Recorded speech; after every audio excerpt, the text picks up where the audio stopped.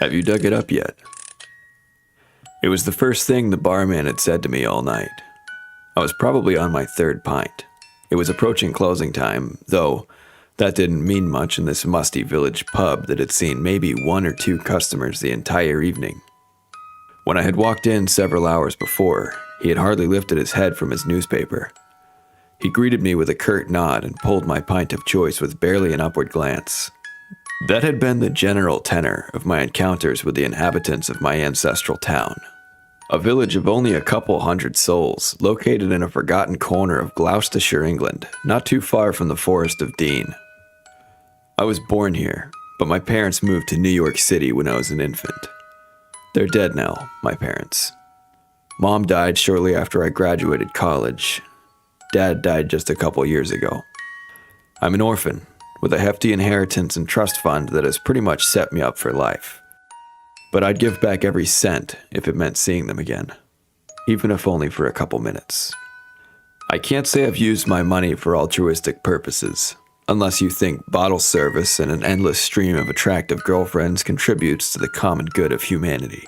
A handsome face and a pile of cash go a long way. You might ask why such a dedicated libertine as myself was on his third round of warm beer in a very blighty part of Old Blighty. The short answer is that I turned 30. I woke up the morning of my 30th birthday with a profound sense of unease. That malaise only deepened when I checked my phone to find that my current girlfriend had just broken up with me via text. A first, even for me. As I checked my emails, still shaking off the disbelief that I had been dumped, I found a third bad omen. I had received an email from my solicitor in London. He was notifying me that he had received an offer to purchase my father's childhood home in the town of my birth. On any other day, that would have been welcome news for me. While I hadn't been actively trying to sell it, I had anticipated disposing of that house for years. But on my 30th birthday, it unsettled me greatly. As I sat in my apartment sipping a much-needed doppio espresso, I realized that I had actually felt something towards this piece of property that I hadn't since I was in diapers. The thought hit me like a brick. Selling it would sever the last link to my family. I was the only one left, after all. Being forever alienated from that past conjured within me a sadness I didn't know I could still feel. I looked around my Manhattan apartment, at the bland, minimalist furniture that an interior decorator had chosen for me. Fuck it, I said. I was moving back to England. Now, I'm not a total asshole. I didn't expect a ticker tape parade, or weeping old women coming up to me with homemade treats pinching my cheek, telling me what an adorable golden curled baby I had been, rejoicing that their prodigal son had returned. But I did think that since no one moves to this place, ever, let alone an American, that people would be mildly intrigued about my arrival. Not so. People were committed to keeping themselves to themselves, which is totally fine, of course. I tried to chalk it up to cultural differences, though my English parents had been perfectly amiable, outgoing even. But I had been here for almost a month and I was lucky to get a blank stare as acknowledgement of my existence.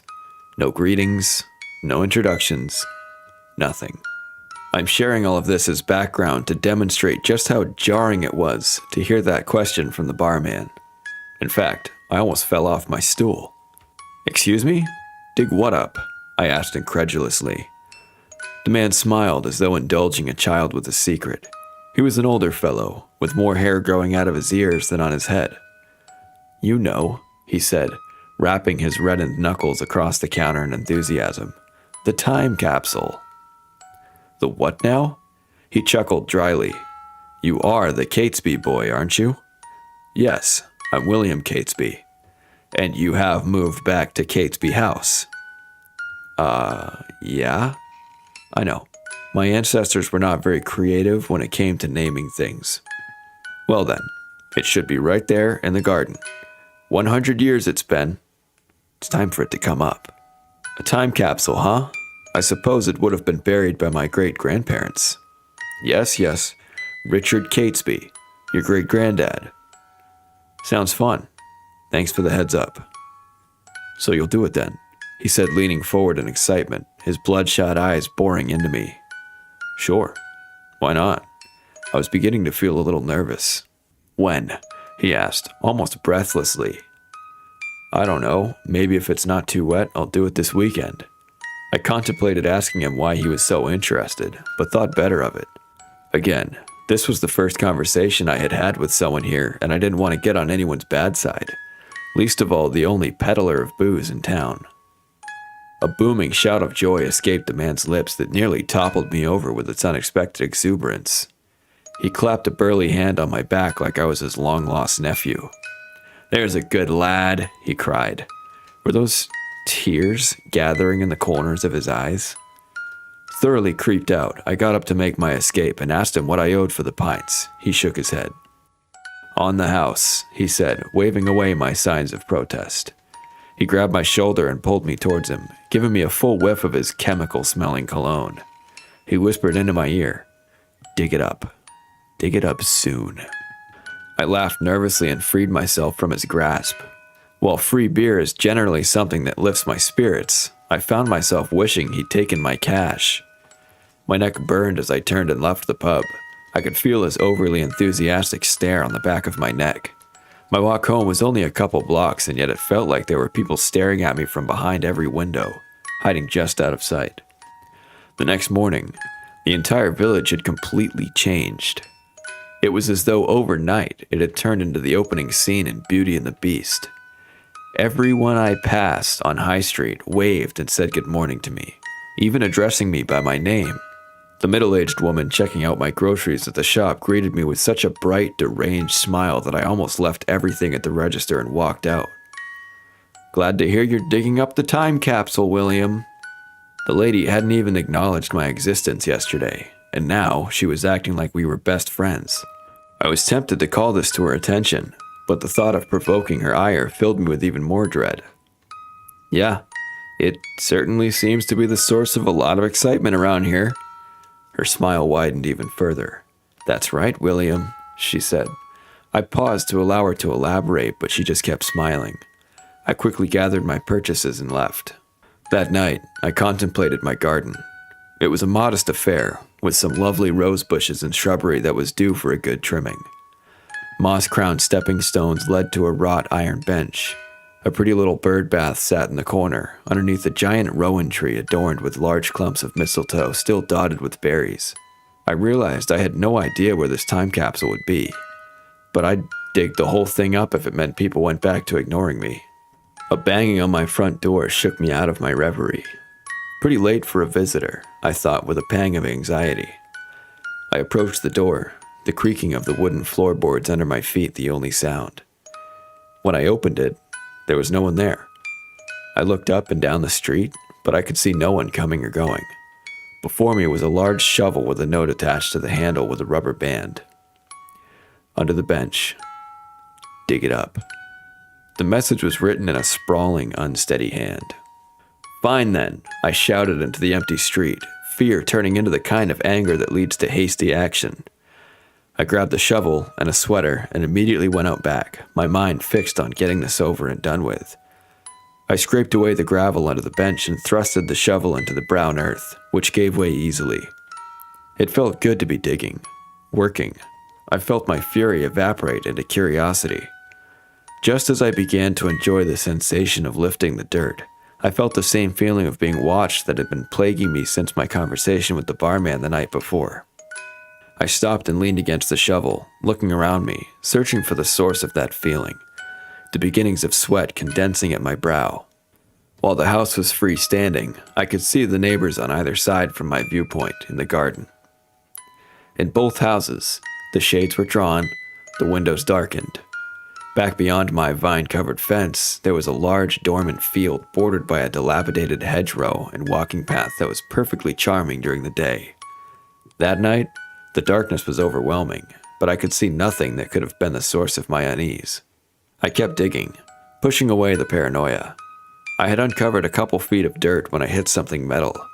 I threw aside the shovel and bent down to brush away the remaining dirt with my hands. It was a medium-sized tin, the colorful remnants of an illustration for biscuits on the rusted lid. I opened it, not knowing what to expect. I removed a pair of postcards. "The Royal Wedding, Long Years of Happiness," they read, with pictures of a couple that was recognizable as future George VI and Queen Elizabeth, the Queen Mother. The card was dated April 26, 1923. There were some yellowed newspaper clippings also commemorating the royal wedding, among other news stories. A couple of additional postcards featured two football teams sitting with their arms crossed, commemorating something called the Cup Final at Wembley Park on April 28, 1923. So far, so typical of a time capsule. Underneath the paper ephemera was something heavy. I removed the items carefully and found a single horseshoe. "Huh, for good luck, maybe," I muttered to myself. I picked up the horseshoe and turned it over. There were no markings or engravings. It was heavy, maybe iron, and seemed more decorative than practical. My mother had been fond of horseshoes. She had been a fine equestrian in her youth and had one hanging over the door of our apartment. "For old time's sake," she had said. "I'll hang it up for you, Mom," I thought, eyes stinging. She hadn't had much luck in the end. The last item was a picture of a man in a dapper suit with a flamboyant mustache. He had the dark hair and the long, plain face of the Catesbys, a face I had, through the miracle of genetics, been spared. "Another Catesby crow," my father would joke while looking at old pictures of his family. "You see why I had to marry a lady as pretty as your mother." I chuckled at the memory. This Catesby crow had to have been my great-grandfather Richard. I was disappointed to see that there was nothing else in the box. All of that hysteria for this? I wasn't sure what I was supposed to find. I put the items back in the box and stepped out of the hole I had dug. As I was considering whether to go to bed or fill everything in, I noticed a white gleam just below where I had removed the tin. Putting the tin aside, I climbed back down to see. It was smooth and white as I brushed the dirt away. I immediately knew what I was looking at. Bone. My stomach flipped. Not just bone, a skull, unmistakably human. Holy shit. My hands trembled, but I continued to excavate. The handle of a stiletto knife stuck out of one of the eye sockets. A piece of fragile, nearly decayed paper beckoned from between the teeth. Common sense told me to stop now and call 999, but I knew that whatever crime had occurred, it had occurred long ago. I pried the piece of paper from the jaw. There were words scrawled on it in a compact, neat script. It said, simply, "You must give them what you owe." "Well, that's fucking ominous," I said, my teeth clenched. I pulled the stiletto out of the eye with a groan. It was a simple knife, maybe something mass issued to soldiers. My heart pounding, I hastily shoveled the dirt back over the skull. From the houses on both sides of me, I heard a rustling. I swiveled my head just in time to see the swish of curtains, but nothing more. Shuddering, I took the stiletto, paper, and tin back into the house and placed them on the kitchen counter.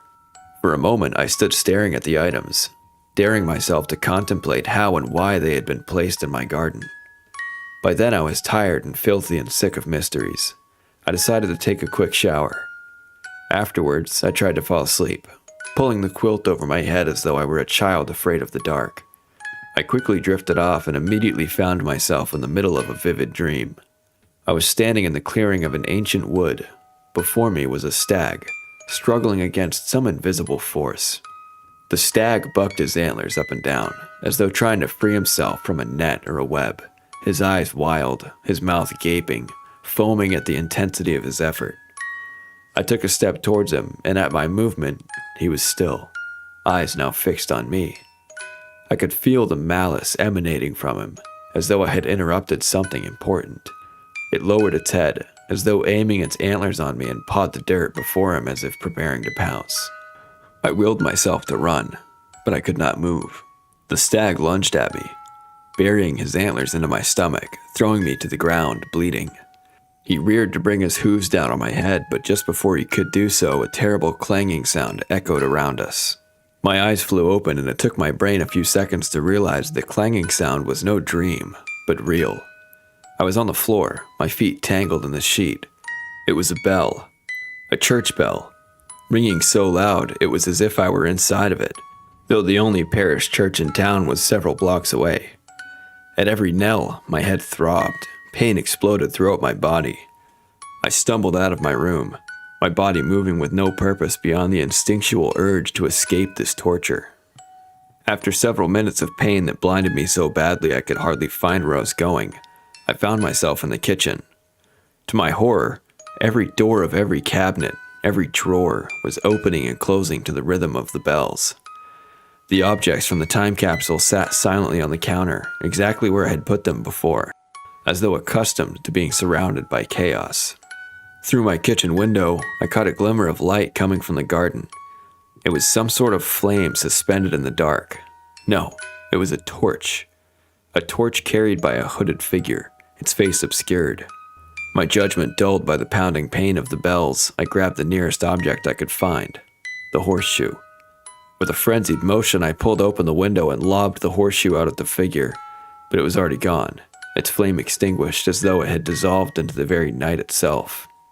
In that moment, the bells ceased, and I collapsed to the floor in relief, the silence so sweet, so perfect. Somehow I managed to sleep the rest of the night on the floor, in that exact position, too weak and tired to carry myself to bed.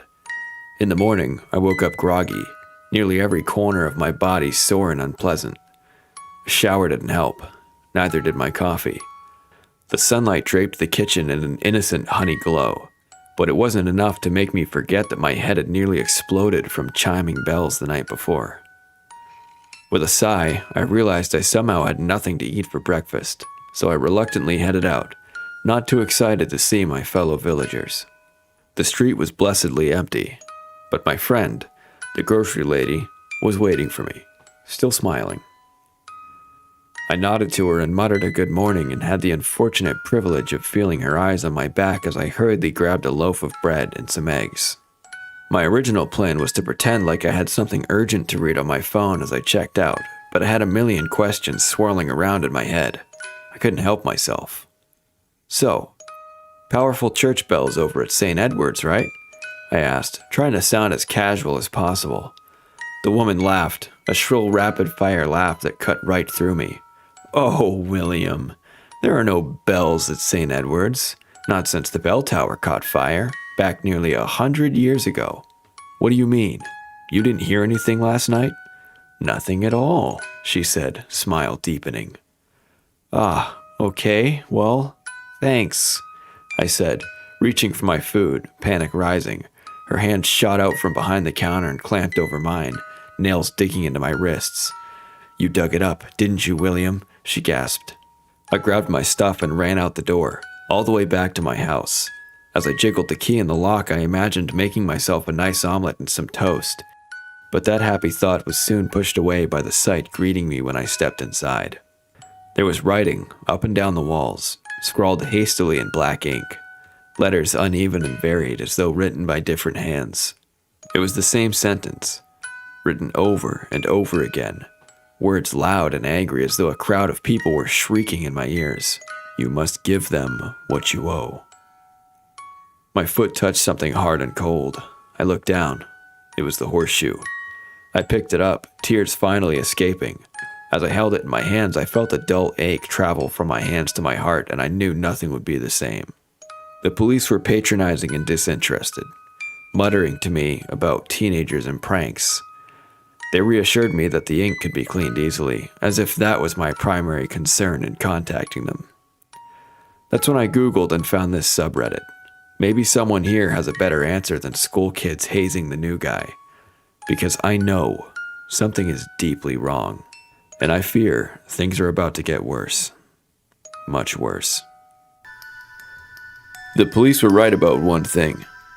The writing all over my walls was indeed pretty easy to clean. As I wiped away the numerous frenzied iterations of that haunting command, to give them what I owe, I contemplated my next move. By the way, I really appreciate the comments and sound advice I've received here. I hope I don't sound too whiny. I'm not used to posting online like this. I contemplated going back to New York on the next flight out of Heathrow, but the truth is that I have nothing to go back to. I sold my apartment.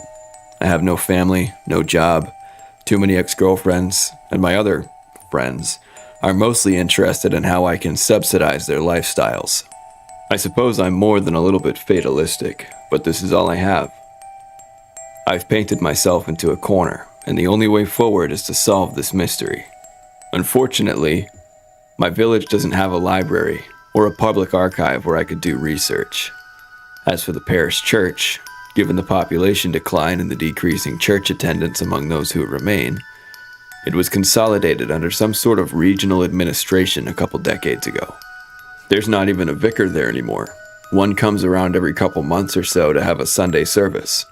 I'm not too familiar with the specifics of Church of England stuff. My mom was Catholic, and my dad converted, so that was how I was raised. My dad was actually pretty enthusiastic about it, and now I wonder if that was partially due to his desire to forget his past, a desire I'm beginning to understand. My dad didn't get along with his father, and almost couldn't wait to put an ocean between them. I never met my grandparents. Their reconciliation with my parents happened too late. Both of them died shortly thereafter of heart failure. But beyond the difficult relationships with my grandparents, I never sensed anything dark in my parents' past. My parents met at uni and were both seemingly happy and carefree people. My mom was an artist of moderate success, and my father worked in finance. We traveled a lot. They wanted to see the world. A couple of days after my college graduation, my mother received a terminal cancer diagnosis. She was dead a couple months later. My father never got over my mother's death. He worshipped the ground she walked on. He started drinking heavily, never a mean or angry drunk, just a very sad one. I tried to get him help, but he was committed to joining her in an early grave. He died of liver failure just about 18 months ago. So, there you have it. Everything I know. But, as many of you have noted, I need to know more.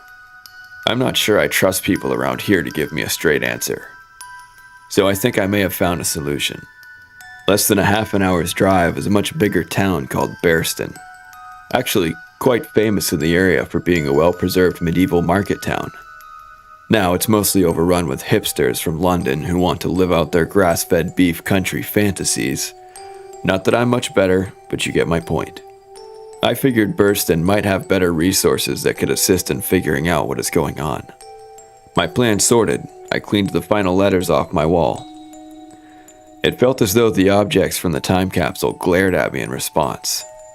I flipped through the postcards again, trying to think of their significance, but the only thing I could think of was that my great-grandmother's name had been Elizabeth, like the future Queen Mother.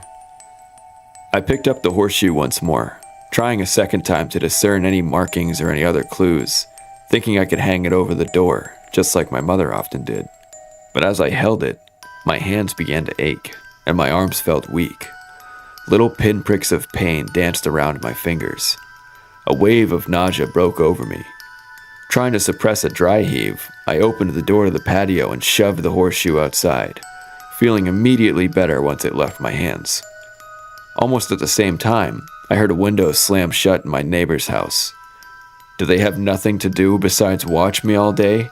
I thought, bewildered. There was no one on the street when I got into my car, and once the handful of stores and houses faded into gentle hills and forest, I began to relax a bit, though I'm still a little shaky on the whole driving on the wrong side of the road thing. The hum of the car, amid the silence of nature, soothed my frayed nerves. In my peripheral vision, I sensed movement. When I glanced over my right shoulder, I noticed a large group of deer walking parallel to my car. Their heads were not focused on grazing or their young, but rather on me. Large black eyes unsettlingly focused. Between them, barely visible in the distance, I could make out shadows. Humanoid shadows. With a shudder, I accelerated and the deer began to run, soon falling behind me. Out of my rearview mirror, I saw them congregate on the street, watching my car speed away, eyes still fixed on me as they faded into the distance. Bearston could not be more different from my village, in mood and life. The high street was filled with cheerful-looking shops, crowded with tourists and weekend shoppers. Suddenly ravenous and recalling my interrupted breakfast, I entered a cheese shop. advertising artisanal local cheeses with a telltale minimalist twee design that proclaimed big city transplant. An attractive woman about my age was behind the counter, with shoulder-length auburn hair pinned back from her face and pretty green eyes. She greeted me politely with a normal expression on her face.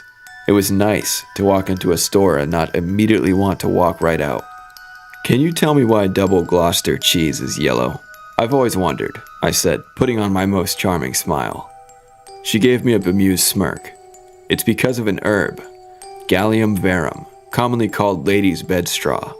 I laughed loudly. "I'm sorry, I know I'm incorrigible." "Great name," I said, trying to regain my composure. "Would you like to try some?" she said, pointing to the cheese and ignoring my mirth. "I'll take the whole wheel. I'm new to the area and trying to build my pantry." She nodded and took the small wheel of cheese to wrap. "Have you relocated to Burston?" "No, Druwich." I said the name of my village, carefully gauging her reaction. She raised her eyebrows. "Do you know it?" I asked. "Druwich? Yes. Not really a common place for American expats, I dare say. I was actually born there. It's where my father's family is from. What do you know about it?" She looked around, ascertaining that the shop was empty, and called to the back room. "Sophie, do you mind taking over? I'm stepping out." A sound of assent echoed from the back. She turned to me. "Let's talk someplace else." "Gladly. They won't miss you here?" "It's my shop. I come and go as I please." She handed me my wheel of cheese. Just as I exited the shop, I noticed a horseshoe hanging over the door. She led me down a narrow back street, away from the weekenders. Now, I'm usually not predisposed to following complete strangers down alleys, but I was there to get information. And besides, she was extremely good-looking. We entered a small cafe in a Tudor building. She nodded at the barista behind the counter, and we ascended a small, crooked wooden staircase to a deserted second floor filled with comfortable-looking couches and tables. She sat down on one and gestured for me to follow suit. Fighting temptation, I sat on the other end of the couch, a polite distance away. "Sarah Ford," she said, extending a lovely hand. "William Catesby," I said, shaking it. If she had any reaction to my surname, she carefully hid it from notice. "Well, Sarah, as much as I would enjoy sitting on a couch with you under any circumstance, I believe you were about to tell me about Druwich. Are you also from there?" She smiled at my weak efforts at flirtation. "I'm not from the area at all. Left a dull corporate job in London about 5 years ago to become a cheesemonger here. You could say I've become a bit of a local history buff since moving to Gloucestershire. And I'm assuming that local history includes Druwich." She nodded. "As I'm sure you've noticed, the town's best days appear to be firmly behind it. For the past century, it's been a relentless story of decline and poverty. First, the farms failed. Then there was a local factory that shut down. Almost all the young people have left. The parish closed decades ago. They even had to shut down the school because there were too few children. It is the story of many a country town, but Druwich is one of the worst examples I've seen. A pity, because the place has so much potential. Architectural treasures on the verge of collapse. I suppose decades-long economic depression would explain the frosty welcome I received when I first moved back." She rolled her eyes. "Could also be that you look like a complete toff." "Me?" I said in mock alarm. "What gave me away?" "How much did your jumper cost?" Okay, I get it. I would be more prepared to accept my general offensiveness if the attitudes of people hadn't changed completely once I agreed to dig up a time capsule in my garden. Do you know anything about that? A time capsule? No. I studied her face. She appeared truthful enough. Nothing in particular about the year 1923 that stands out? Other than St. Edward's getting hit by lightning, no. The church was hit by lightning? My stomach flipped. Yes, it was a terrible blow to the community.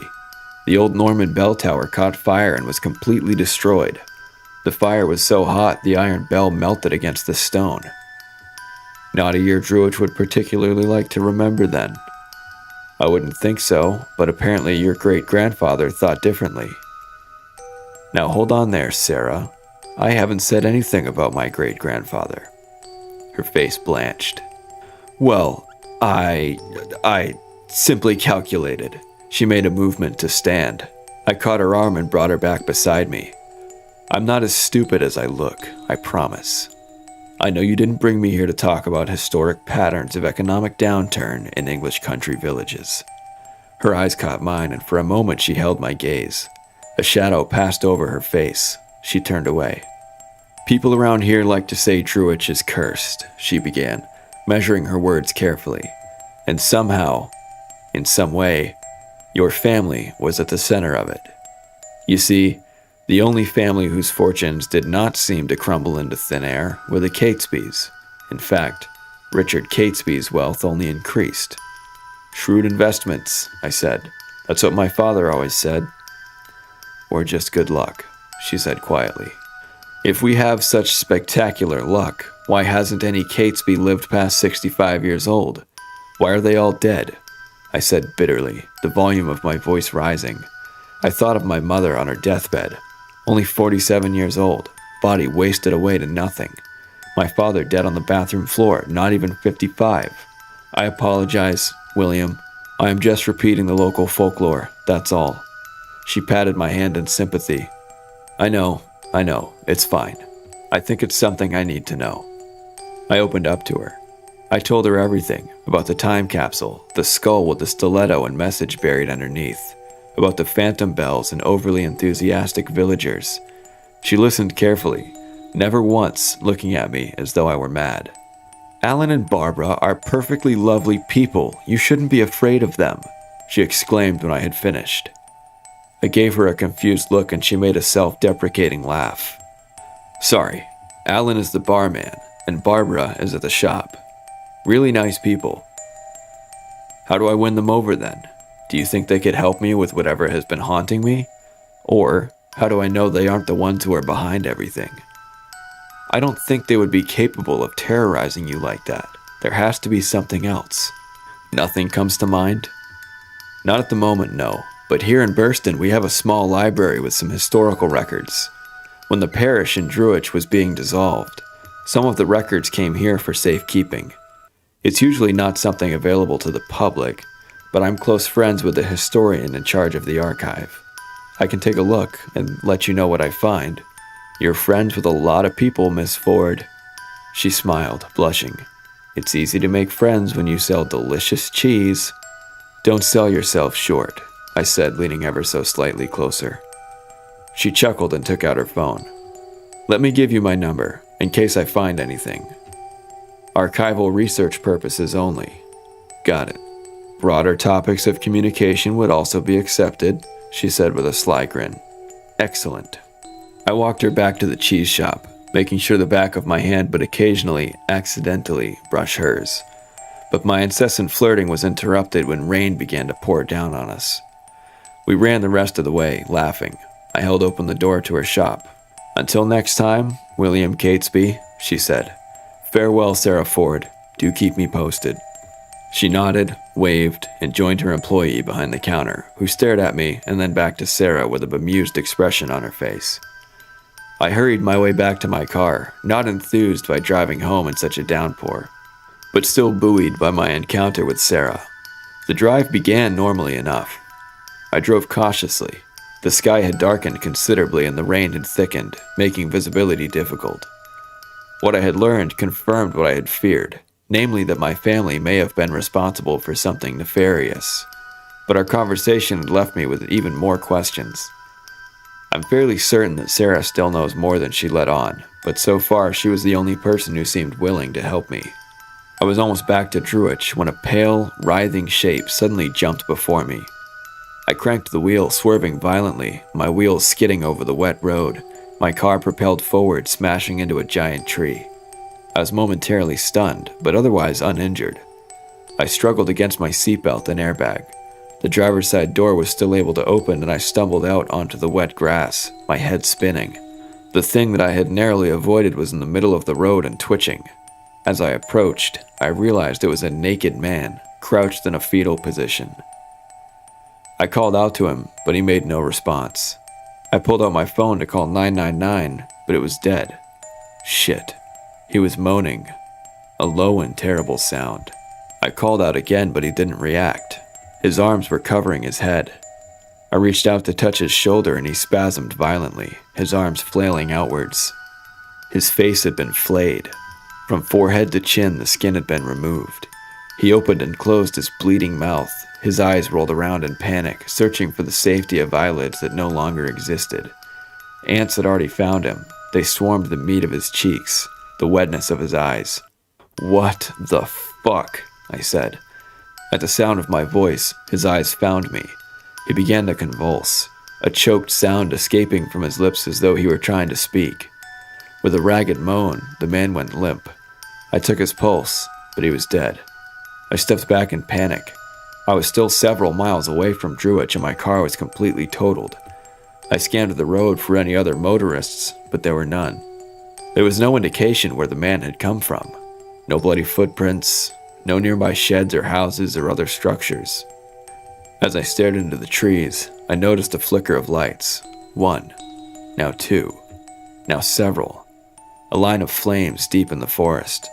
I ran towards them, powered not only by desperation, but by anger. "Hey! Hey!" I shouted. The more I ran, the farther the torches seemed until I tripped on a rock and flew into the ground, landing on my side. I groaned. My body erupted with pain. A pair of cold hands took my arm and helped me up. 3 women stood before me, naked as the man had been, their matted blonde hair woven with leaves. Their faces were beautiful, but haunting. Their features were sharp and their eyes burned with no mortal intensity. They smiled with their mouths, but those eyes bore into me with an expression that did not match. They took my hands and began to lead me deeper into the forest. I opened my mouth to speak, but my words failed me. I wanted to shout at them about a dead man in the middle of the road, but I knew that would be futile. As far as I knew, they were the prime suspects in his mutilation. "Where are we going?" I asked, once I was finally able to speak. "William," they whispered, their voices soft and inviting. I tried to remember the dead man, but his memory was already confused in my mind. Much better to go with them, be free of the struggle. That is what echoed within me. I fought it. The horrific details of the man's flayed face, my weapons against whatever glamour was being employed against me. We were in a clearing with a deep indentation of a circle in the ground, ringed with torches, their flames clearly impervious to the pouring rain.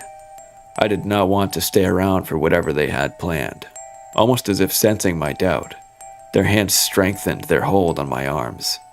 I shook myself free and took off running, too fearful to look behind me, but hearing no pursuit. I felt as though I had been running for ages. With a pang of anxiety, I realized I had absolutely no idea where I was going or in what direction I should be headed.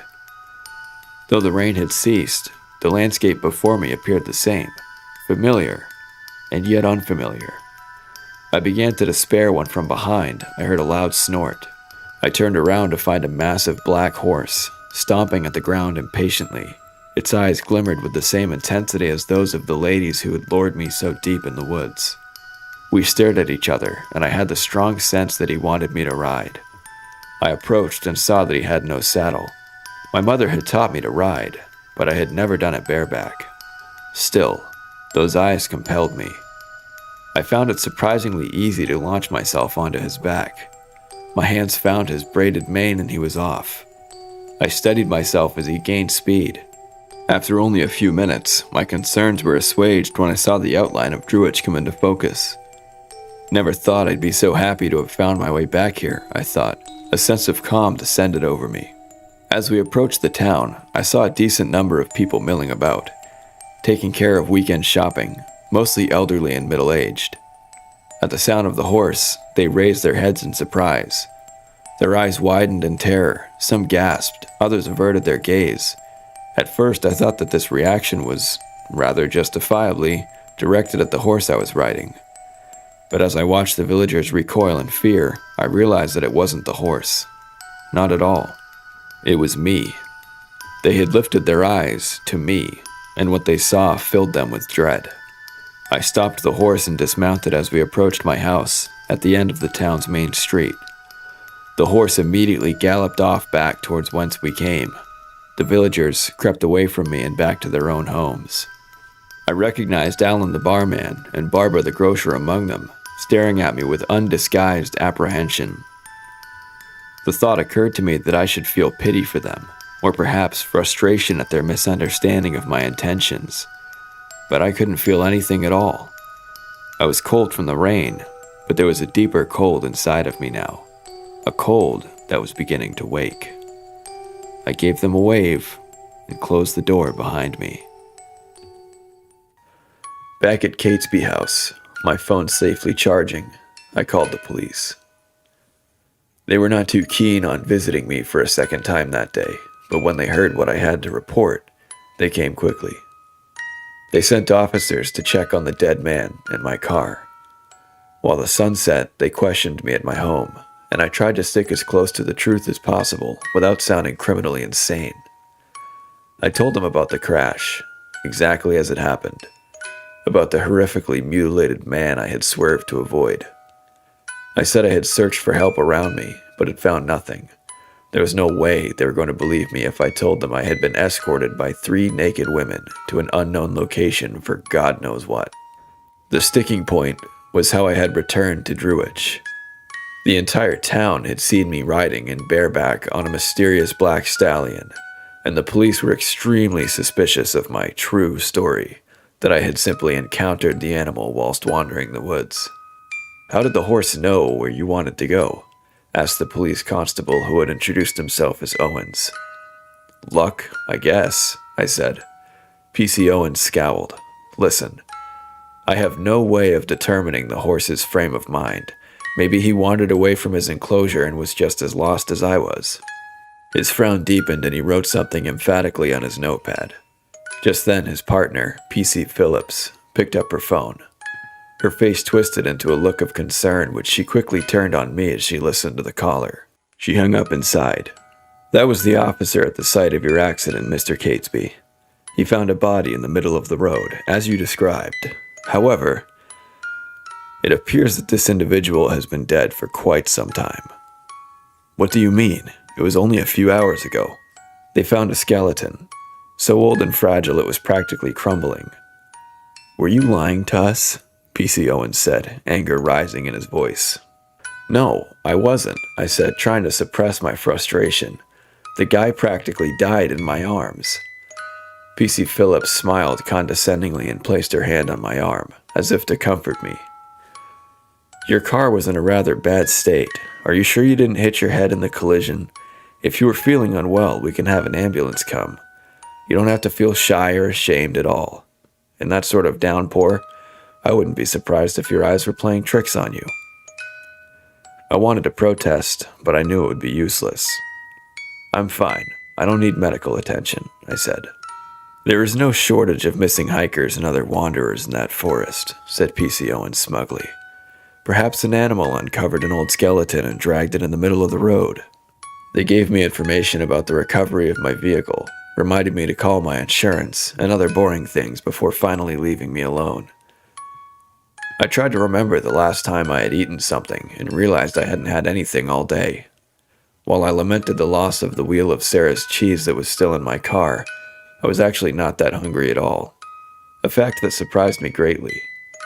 I suppose I might have attributed that to adrenaline or nerves, but at the moment I was calm. Strangely so. Once again, I found myself before the items from the time capsule, still on the kitchen counter, which the police had blessedly ignored. I picked up the stiletto and ran my fingers along the blade and handle. "What did you do, Richard?" I thought. Just then I got a text from the owner of the gallery where my mother used to exhibit her art. "Hey, Willie, it's Zach." I rolled my eyes. "It's William, never Willie. Was going through some old stuff in storage and found a bunch of your mom's old work from the mid-90s. Heard you moved away, but I wanted to make sure you get it." I responded immediately, eager to shift my mind to more pleasant things. "Thanks. That'd be great. Which series was this? Could you send me a couple pictures to jog my memory?" Zach sent me 5 pictures of paintings that looked very different from my mom's usual style. She typically had done mostly still lifes, in the style of the old Dutch and Spanish masters, with food or fruit and household objects. but these were landscapes, almost surreal. Forests in dark browns, grays, and greens. At first glance, the forests were empty, but in one of the pictures, something caught my eye and I zoomed in on my phone. There was a man in the forest, tall, quite graceful looking with long blonde hair. His pale face, like other details in the piece, were impressionistically unclear. I saw my mother's signature initials in the corner, confirming that this unusual collection was hers. I sent the picture back to Zach asking him for the title. Oberon, he responded. Miranda loved Shakespeare. He was right, though that love began with my maternal grandmother, who named my mother after a character in The Tempest. Oberon came from another play, however, A Midsummer's Night's Dream. King of the Fairies, I muttered to myself, bile rising in my throat. I went upstairs to my bedroom and located a large cardboard box of family photo albums that I had not yet unpacked. I dug through them, finally locating the one I wanted, with Christmas 1993 printed on the spine. My first and only Christmas at Catesby House. I opened the album to a group photo. My grandparents and parents seated on a sofa in front of the Christmas tree. My mother with a 10-month-old me on her lap. It was a joyous picture, one of my favorites. Everyone smiling, no indication of the rift that would form between the generations. But I hadn't pulled out the album to engage in nostalgia. They were my father and grandfather, true Catesby crows, as my father liked to say.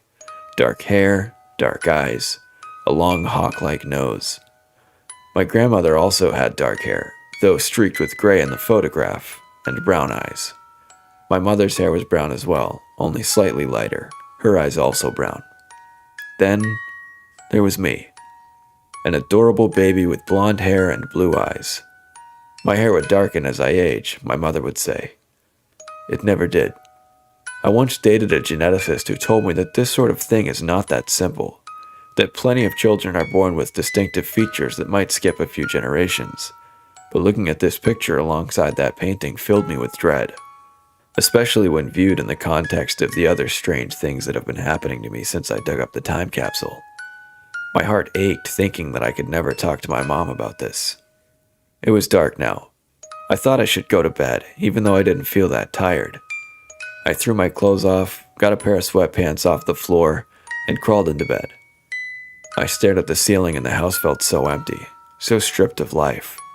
My eyes eventually closed and I found myself in the midst of another vivid dream. I was walking through the forest, at the center of a procession. On either side of me were two lines of people with torches, dressed in the tunics, trousers, and circular brooches of thousands of years ago. We came to a clearing, the same clearing the women had lured me to earlier. A stone altar was set in the center, stained a telltale deep red. Behind it was a throne of woven branches on a stone dais. I ascended and sat in it, the torchbearers forming a circle around the clearing. Two burly men came forward with a man, dragging him by a rope tied around his neck. The man was young and strong, but did not struggle beyond occasional sputters at the rope. His captors brought him forward to me and knelt, speaking in a language I did not understand. I extended my arm, decorated with a braided gold torque, and gestured for them to approach. The torchbearers around me murmured eagerly. The men brought their captive to the altar. I nodded and descended from my throne. The men pulled the knot of the rope into the man's neck, deeper and deeper, until he was gasping for air, his eyes bulging, veins in his eyes and forehead about to burst.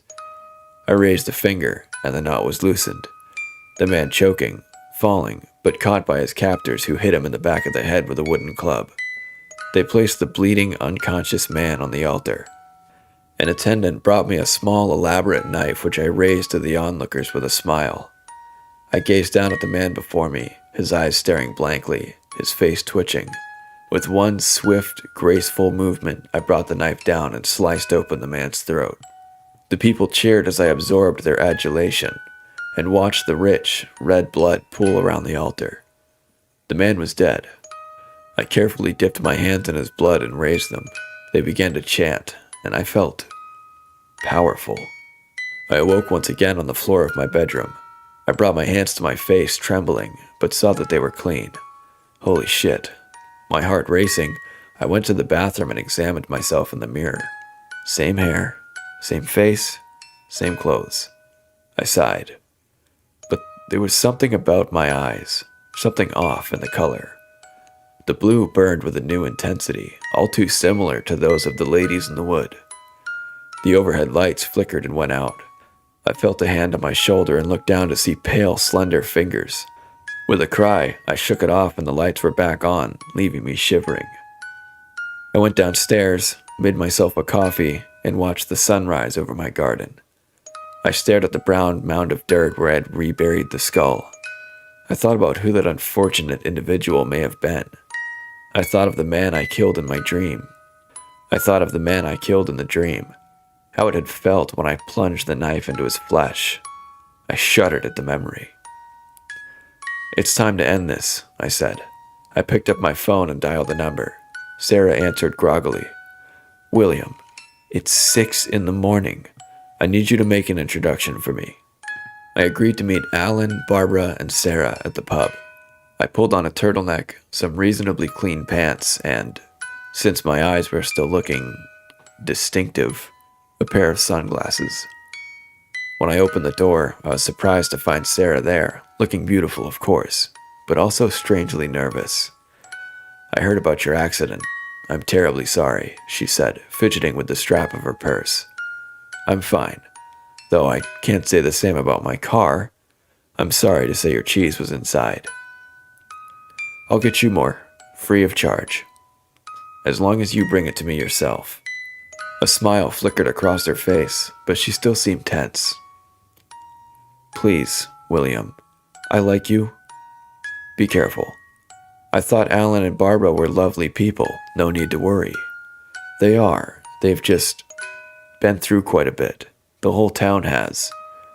"So I've gathered," I said. "This is why we need to talk." She nodded. "A little overcast for sunglasses, no?" She reached towards them, but I caught her hand, perhaps a bit too forcefully. Her eyes widened. "Fashion statement," I said, chuckling, giving her hand a playful squeeze. I could see the sadness in her eyes. Does she know what I suspect is the truth? She didn't release my hand. Instead, she held it tighter, and we walked the couple blocks to the pub in silence. Alan and Barbara were sitting on a bench outside. Alan sat back, his arms folded, eyeing me suspiciously. Barbara was smiling thinly, her eyes betraying undisguised hatred. She noticed our hands and looked at Sarah with alarm. I let go of Sarah's hand and reached out mine in greeting. "I don't think we've properly met. I know you know I'm William Catesby." Barbara stood and stared, ignoring my overture. Alan sighed and took my hand. "Alan Lewis," he turned to Barbara. "Come on, Babs, let's be cordial." Barbara closed her eyes as though contemplating something unpleasant. "Barbara Hill, I would rather not take your hand." "Fine," I said, shrugging. "Shall we?" Alan said, gesturing to the pub. As I was closest to the door, I grabbed the knob. Nausea hit me hard. My head began to throb, and it was then that I noticed that it was made of a certain metal. Iron. I staggered back, but quickly steadied myself. Fuck. I don't know what was worse, my reaction to the iron, or the fact that I had opened the door with ease only a few days before I dug up the time capsule. "Actually, do you mind if we chat outside? I noticed you have a table in the back." Alan, Barbara, and Sarah had undoubtedly observed my reaction to the iron doorknob, but I tried to keep my cool. Alan shrugged and we went around the back of the pub to a weathered wooden picnic table. For a few minutes we sat in silence until I decided to cut to the chase. "I need to know what is going on here. No more riddles, no more whispers. Let's start with the time capsule. What was it? Why were you so eager for me to dig it up?" "We're going to have to start a lot farther back than that, lad," Alan said, his shoulders sagging with sadness. He and Barbara looked at each other. She nodded to him. "Thousands of years ago, this was the land of the Fae, the people of the woods. They ruled over the humans here as cruel gods, empowered by no less a sacrifice than human lives. Men, women, even children they demanded. The Fae, in return, protected them, ensured a good harvest. But the people chafed under the increasingly greedy demands of the Fae. They saw other humans lived prosperously without such dire consequences. They saw that when the Romans came, the Fae did not stop them. So the people began to gather iron in secret, and the Fae soon found their thralls less willing to volunteer captives for sacrifice. We were one of the first areas to become Christian, not only because we desired to worship a God who did not demand our blood, but also in the Christian faith we had found the greatest weapon against the Fae, bells made of iron. We took the entire village's supply of iron and melted it down to a great iron bell. When it rang, the effect was catastrophic for the Fae. They were driven away. Weakened, they turned back to their own wicked world. The people were free, at least for a time. Now, the Fae would occasionally sneak away for mischief, stealing a horse here, some grain there, but they had slunk back to the peripheries and the humans forgot them, save in the old tales. "Let me guess," I said. "This is where Richard Catesby comes in." Alan nodded solemnly. Barbara shifted on the bench, her face contorted in anger. "My grandmother was there," she said, practically hissing at me. "She was there in 1923, on the night he did it. Your family's maid, she was, a lass of 16. He had asked his valet, no more than a boy, to help him dig in the garden. Told him he had heard there was something valuable buried there and needed an extra pair of hands. My grandmother watched as they dug a deep hole. Richard directed the boy's attention to something, and while he wasn't looking, he took out a knife and slit the boy's throat. Until her dying day, my grandmother remembered how that terrible man smiled, how he thrust the knife into the dead boy's eye and placed a piece of paper in his mouth, tying the jaws shut with a piece of cloth. The sky then erupted and thunder shook the town. My grandmother heard a violent clap and then the smell of something burning. She ran out of Catesby House to see the bell tower of St. Edward's in flames, the people weeping bitterly. She felt a menacing hand on her shoulder. Richard was behind her, his lips at her ears. "Tell another soul what you saw, and you'll end up with the boy," he said. Ever since that night, the town withered. Suddenly, people began disappearing in the woods, never to be seen again. The Fae were back, becoming stronger and stronger, luring people to their doom. That's what your family did. Their blood is on your hands. Barbara's husband went missing in the forest 25 years ago, Sarah said quietly. Alan's son committed suicide after his wife went missing too. "I am terribly sorry for your losses, for the losses of everyone here," I said, not knowing what else to say. My sense of creeping dread told me that sorry probably wouldn't cut it. "How about I bring out something to drink?" Sarah volunteered. Alan and Barbara nodded. I agreed. "Thank you, dear," Barbara said as Sarah disappeared inside. Alan was looking at his hands, but Barbara glared right at me. I met her gaze. "Tell me what I need to do." "You told me to open the time capsule. I did it. As far as I can tell, it has only made things worse."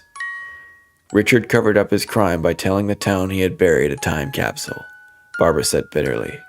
"That in a century, a Catesby would dig it up, bragging, laughing as we mourned our church." Alan put up a hand to calm her. "When you came, lad, we thought that opening the capsule would break our curse, that whatever evil pact Richard had made would come undone. But as you said, that has not been the case. The time capsule was the catalyst," I said slowly, "not for the undoing of the curse, but for something else. Something within me is changing, something that lay dormant for a long time." "You must give them what you owe," Barbara said. "We've been paying attention, William." "I've noticed," I said coldly. "I think that now both you and I know what that means," Alan said, standing. I stood as well. I took a step backward, ready to run. Instead, something cold and excruciatingly painful was clamped on my neck. I howled in agony. Iron. "I am so sorry, William," Sarah said behind me. My knees buckled beneath me, my body weakened, and I fell into the dark. Now, obviously, I'm writing this out, posting this here. I'm alive, and, perhaps more importantly, I have an internet connection. Don't worry needlessly. But the next parts are hard. Very hard. I'll post when I can. Thanks for sticking with me here. I opened my eyes to find myself groggy, aching and weak. An iron collar was around my neck. Though it wasn't fastened, I was too weak to pull it off. As things began to shift into focus, I recognized Sarah's voice, arguing with Alan and Barbara. "This was not part of the plan," she said angrily. "You said you wanted to help us, and help us you have," Barbara said. "Not like this. I didn't agree to this.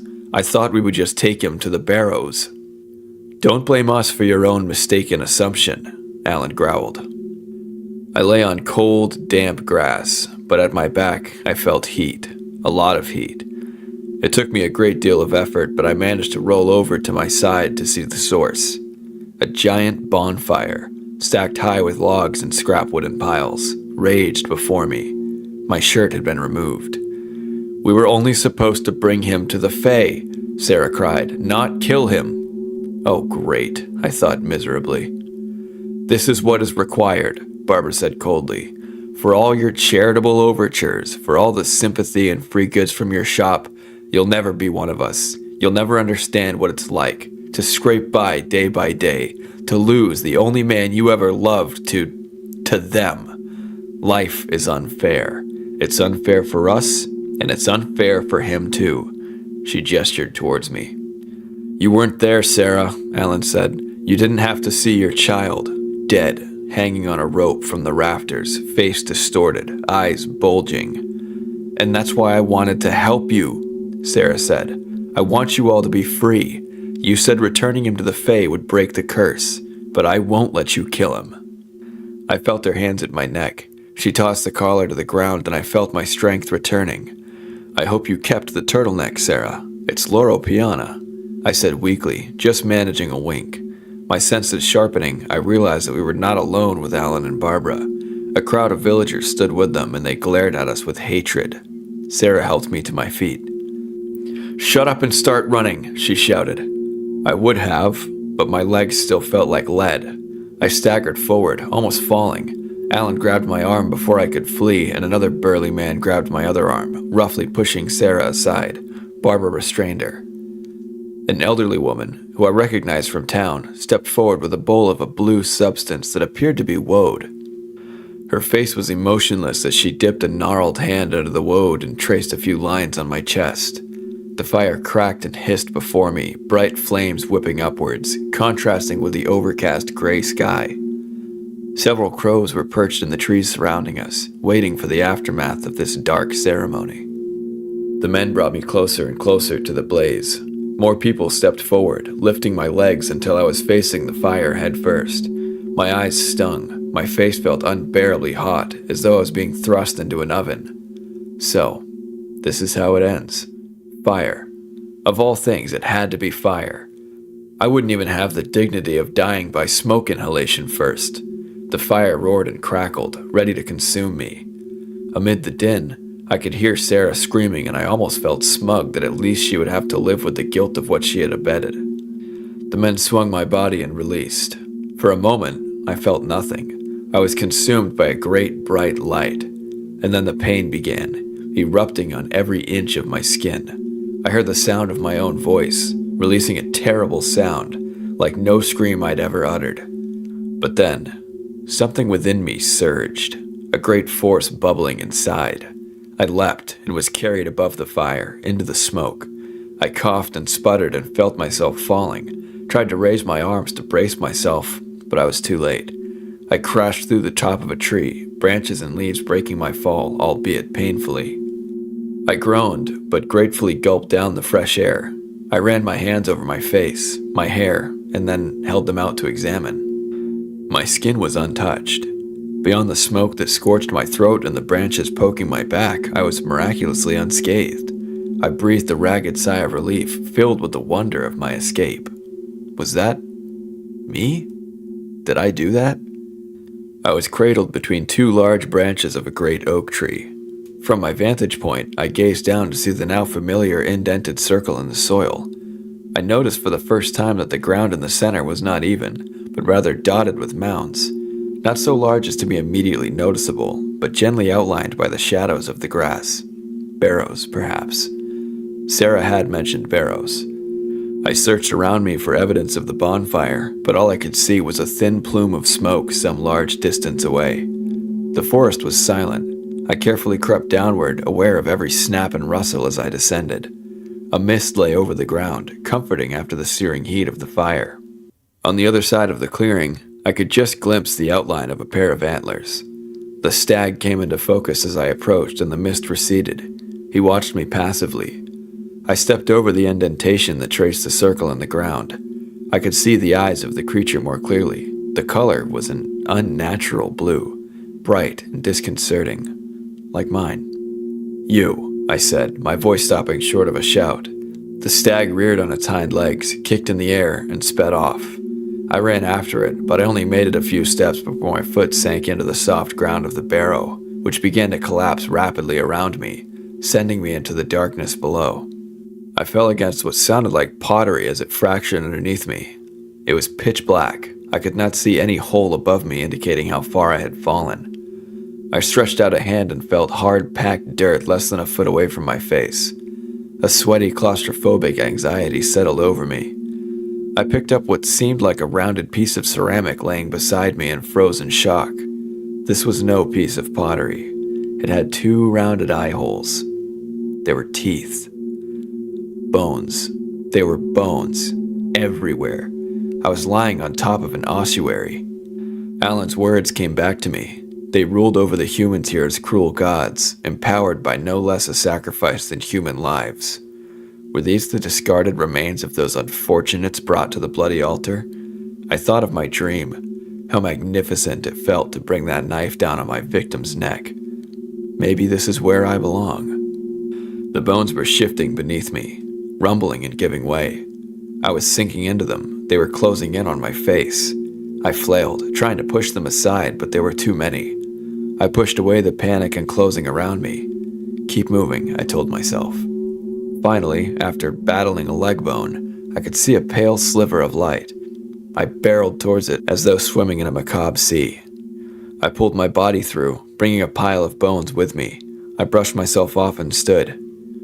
It was an earthen tunnel, lit only by a few torches in the wall, emitting pale, cold flame.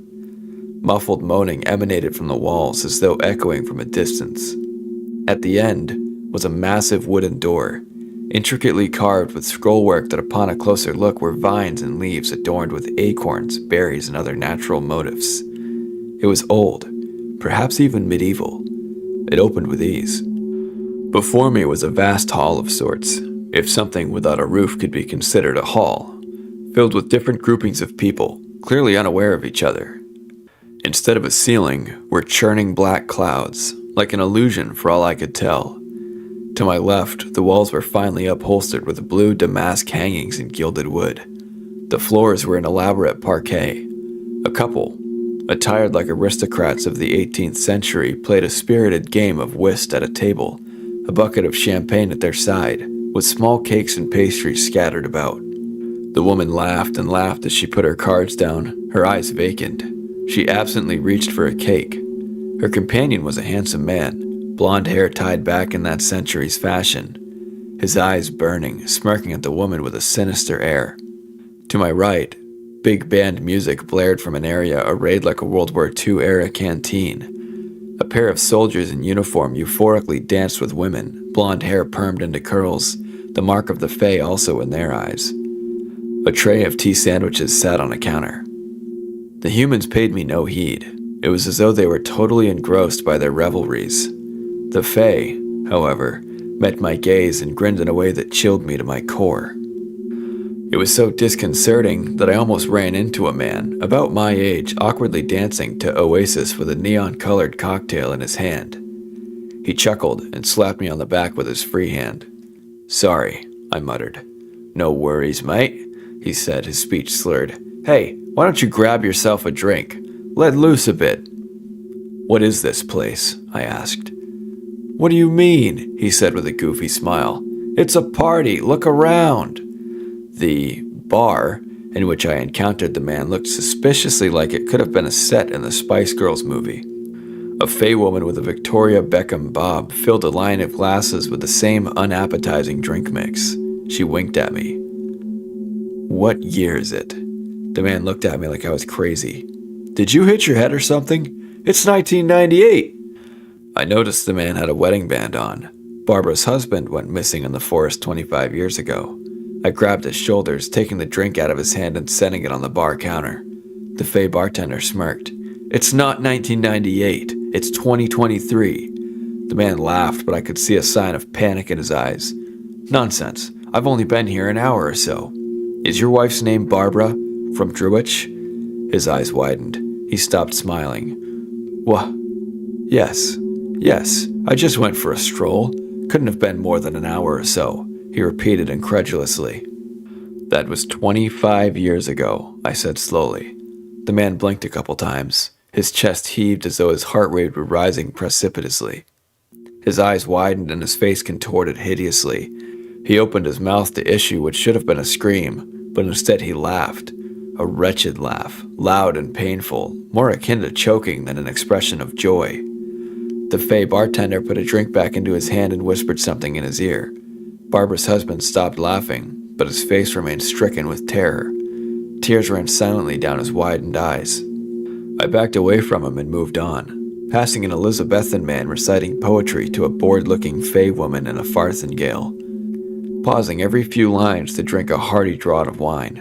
A group of Victorian men boxed while others cheered, all laughing in that same frantic, frenzied way. The male Fey taking their bets nodded at me. His thralls distracted, he grabbed one of their bowler hats and flourished it at me with an obsequious bow. Welcome, he said. I opened my mouth to speak, but he raised a finger to his lips. "You must proceed," he said, hardly able to stifle his laughter. "The best part is yet to come." Another massive, intricately carved wooden door appeared before me and opened to another room, this time a dark earthen chamber with low ceilings, only illuminated by the same sort of pale torches I had seen before. Every few feet, a small path deviated into even smaller chambers, from which emanated sounds of low moaning. I decided, perhaps against my better judgment, to investigate. Inside one of the rooms, a man lay on the ground, surrounded by oil lamps. A Fey man bent over him. With a small, sharp knife, the Fey was removing the skin from the man's hand, as precisely as removing the rind from an orange. The man moaned with a terrible smile on his face, his eyes glassy. They rolled around his head listlessly, and the memory of the flayed man on the road thrust itself into my brain. What the fuck? I took a step backwards. The Fey looked up at me and waved with a bloody hand. I staggered and ran back to the main chamber, stumbling into the wall, which, to my great astonishment, began to cough. I stood and examined what I had bumped into. It was a great mass of vine growing out of the dirt wall, blood red with leaves of green and purple. But this was no ordinary plant growth. For one, it had shoes. Dusty leather things that once had likely been quite fine. The vines wrapped around a part of rotting legs, little more than bones. They snaked their way through a ribcage adorned with scraps of flesh and fabric. Skeletal arms were spread out at its sides, buds blooming at the fingertips. The source of the cough was the head. I could recognize that it was the face of a man, though the skin was sallow and studded with plant growth. The man's eyes had been plucked out, replaced by the leaves of the vine. His only discerning features were his voluminous mustache and a grinning mouth, still full of teeth. "Hello, William," it rasped. "Don't you recognize your old great-granddad, Richard?"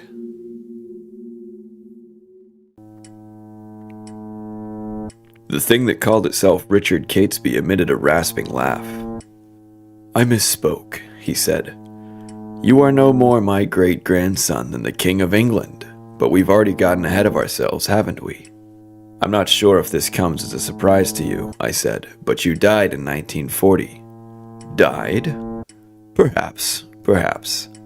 Death is a funny thing in the land of the Fae. But by the look on your face, I can see you have questions. See, you don't have any eyes." "Oh, I see plenty, William. Too much even. The gift of sight, that's what he called it. The bastard. The vines sticking out of his gaping, empty eye sockets shuddered. You made a pact with him. You paid the price. The entire town paid the price. Ah, yes. Those fools in Druich blame me for everything, don't they? With good reason, it seems. Perhaps you must see for yourself. What do you mean? Come closer. Let me touch you. Then you will see what I see. It was not a tantalizing offer, to say the least.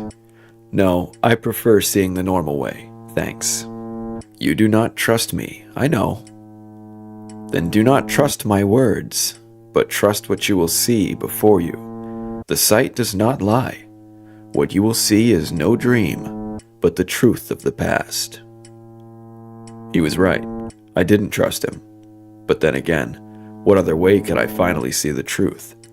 I took a step closer and lowered my head towards the leaves that pushed through his rotten fingertips, trying to suppress the vomit that leapt up in my throat. The fingers twitched. Richard smiled. At the touch of his fingers, a wave of nausea passed through me. They smelled like decaying vegetables. The dark tunnel dissolved around me and I heard Richard's voice echoing from inside my head. The Catesbys were once the most prominent landowners in Druich.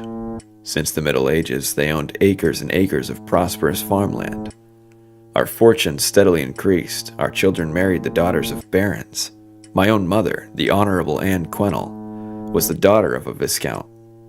My elder brother George was set to inherit a fine estate, but then my father threw it all away. My father was a gambler, you see. A nasty, foolish, degenerate gambler. The farm disappeared, acre by acre ceded to creditors. Our stately home was sold, our possessions scattered to the four winds. My mother's jewelry, the pride of her ancient family, exchanged for paste copies until those too were pawned for the metal. By the time the Great War came, we had nothing except Catesby House, a meager shadow of our former grandeur. Suddenly, I was standing on muddy earth scarred by trenches and pockmarked with craters from shelling. It was a hot night, heavy with humidity and the smell of death. I saw Richard as a young man, in the uniform of the British Army in World War I, marching forward beside another man who could have been his twin. George and I signed up together. Anything to get out of that dreadful house, with my father reeking of booze and failure, my mother a shut-in too embarrassed to show her face in town. Little did we know it would be our doom. The landscape erupted into the staccato of machine gun fire coming from seemingly everywhere. The British soldiers ducked and dodged but continued to move forward. The head of Richard's brother flipped backwards, his hands shot to his neck as blood spurted. He let out a gurgled choke. Richard moved to help him, but he too was mowed down. Richard's leg had shattered. He could only just reach his brother, now deathly pale, touching his hand as he died. Richard's screams were drowned out by the shouts of other men, dying, wounded, trying to muster the strength to follow their orders. We were butchered, George and I. Though I escaped with my life, I came home with a pronounced limp, a wretched cripple. I hardly received a hero's welcome. I had to push aside a group of my father's creditors to even enter my own door. As I limped through Druich, I felt their stares, their ridicule, their laughter at my misfortune. The Catesbys could not have fallen any lower, they whispered. The scene shifted and I saw the injured Richard walking the streets of Druich, his cheeks burning with shame. The people around him not meeting his gaze, hurrying away from him with expressions of pity or mirth at his situation. Richard's shoulders tensed, his face hardened, and I could see that the bitterness calcified within him. My parents, of course, mourned George. They blamed me, I knew, as though I had somehow let him die. My mother called me lazy when I couldn't get any work because of my injury. I had loved a girl named Elizabeth from a fine Bearston family. She couldn't even bear to look at me. Richard reached Catesby House, but a rough-looking fellow blocked the door. Well, if it isn't Richard Catesby who shit his pants at the Somme. Step aside, please, Cole, Richard said quietly. Please, please, Cole, the man mocked. Do you have an appointment to wipe your mother's arse? To sop up your father's drool? Remind him he owes me 300 quid. Richard merely glared full of hatred. The man called Cole smirked and moved out of the way. Richard pushed past him and opened the door. He stood in the foyer, his chest heaving. Despite Cole's taunting, I had been no coward in the army. I had learned many things, but there was one skill I had mastered, one skill I had enjoyed, and that was killing. The scene around me shifted to a darkened room that I recognized by the four-poster bed to be inside Catesby House. A gray-haired man slept, his mouth agape, snoring loudly. The first one to pay was my ne'er-do-well father. A hand crept out from under the bed. Richard pulled out the rest of his body, the only sound a faint rustling from the fabric of his clothes. The moonlight filtered palely through the window, barely penetrating through the blackness, but illuminating Richard's teeth, grinning with a terrifying euphoria. He picked up an extra pillow at the side of his father's head. The man stirred. Richard brought down the pillow on his head, pressing down with such strength his knuckles turned white. The man's body convulsed on the bed. His hands rose blindly to find his attacker, but his struggle was futile. The body slackened soon enough. Richard let the pillow fall and, laughing quietly to himself, left the corpse to stare into the void with dead, bloodshot eyes. After my father's death, my mother kept to her room. Suspecting the truth, she shied away from me, observing me with fear and trepidation. I relished this. Her nagging was finally over. Eventually, she died. I found her a few days later. My father's creditors were next. It was all too easy. One by one, they met their end. The police didn't ask questions. They were all too relieved to have fewer loan sharks and criminals to pursue. But I saved the best for last. The man called Cole lay sprawled on a filthy cot, an empty bottle of gin beside him. It was another moonlit night, and he dozed in such a stupor that he didn't hear the footfalls of a man with a pronounced limp under his ground floor window, ajar for fresh air on a muggy evening. Richard deftly pulled the window up higher, slithering his body through the opening, a familiar stiletto gripped between his glimmering white teeth. He removed the knife and gripped it in his hand, approaching his sleeping victim carefully, the step-drag rhythm of his feet hardly audible. With near-surgical precision, he poised the stiletto above the flesh of the man's neck and ran it across, silent rivulets of blood bursting forth almost gracefully. As his last nemesis bled out before him, Richard observed an odd object in the man's nightstand. It was an iron horseshoe, unmarked and unused. Richard fingered it with curiosity and slid it into his coat pocket. I had finally removed the parasites from my family's accounts, but the damage was too severe. I still could not find employment. Elizabeth was still out of my reach. I was still a poor cripple who could barely keep a maid. But the horseshoe had awakened something from my memory. Old wives' tales the cook and scullery maids used to whisper to me as a child in the deep country. Tales of cunning men who had bargained for their heart's desire with the king under the barrows. Richard stood in the circle, before the barrows. He searched the woods around him, his impatience growing. "Show yourselves!" he shouted, voice tearing through the quiet. A murder of crows fled the tree closest to him. His eyes darted in that direction and widened with excitement. A tall, dark figure stepped out of the shadows, eyes burning with the same pale hue of the flames I had witnessed here in the world below. The face was handsome and cruel, its features pointed and elegant.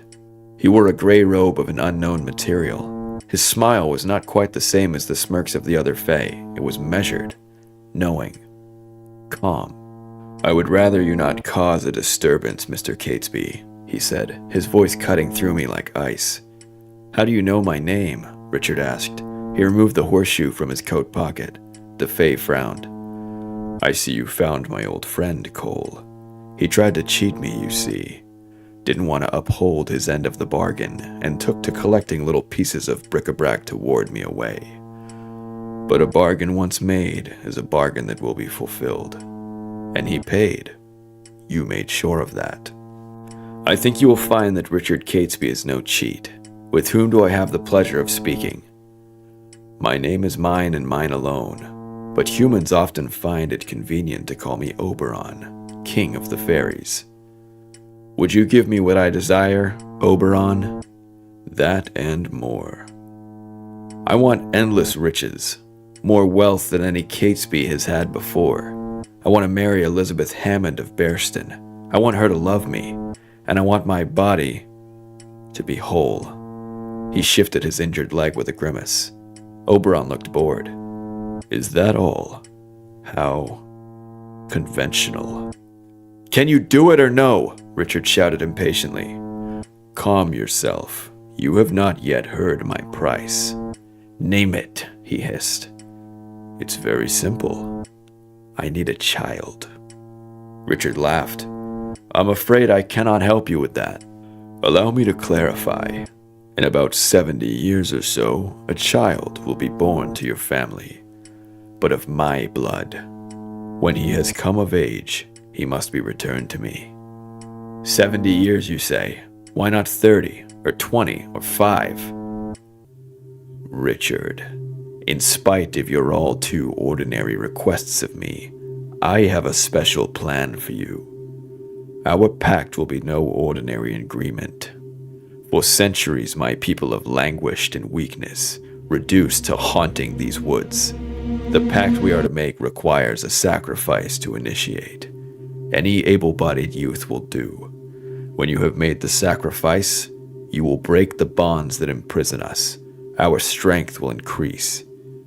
But such things take time. In the future, when your descendants bring me the child of my blood, he shall be the final piece, securing the freedom of our people to live and rule as they once did in the ages past.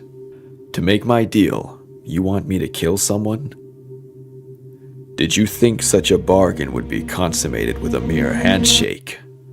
Such a deed would come easy to a man like you. You are practically an expert." Richard smirked malevolently.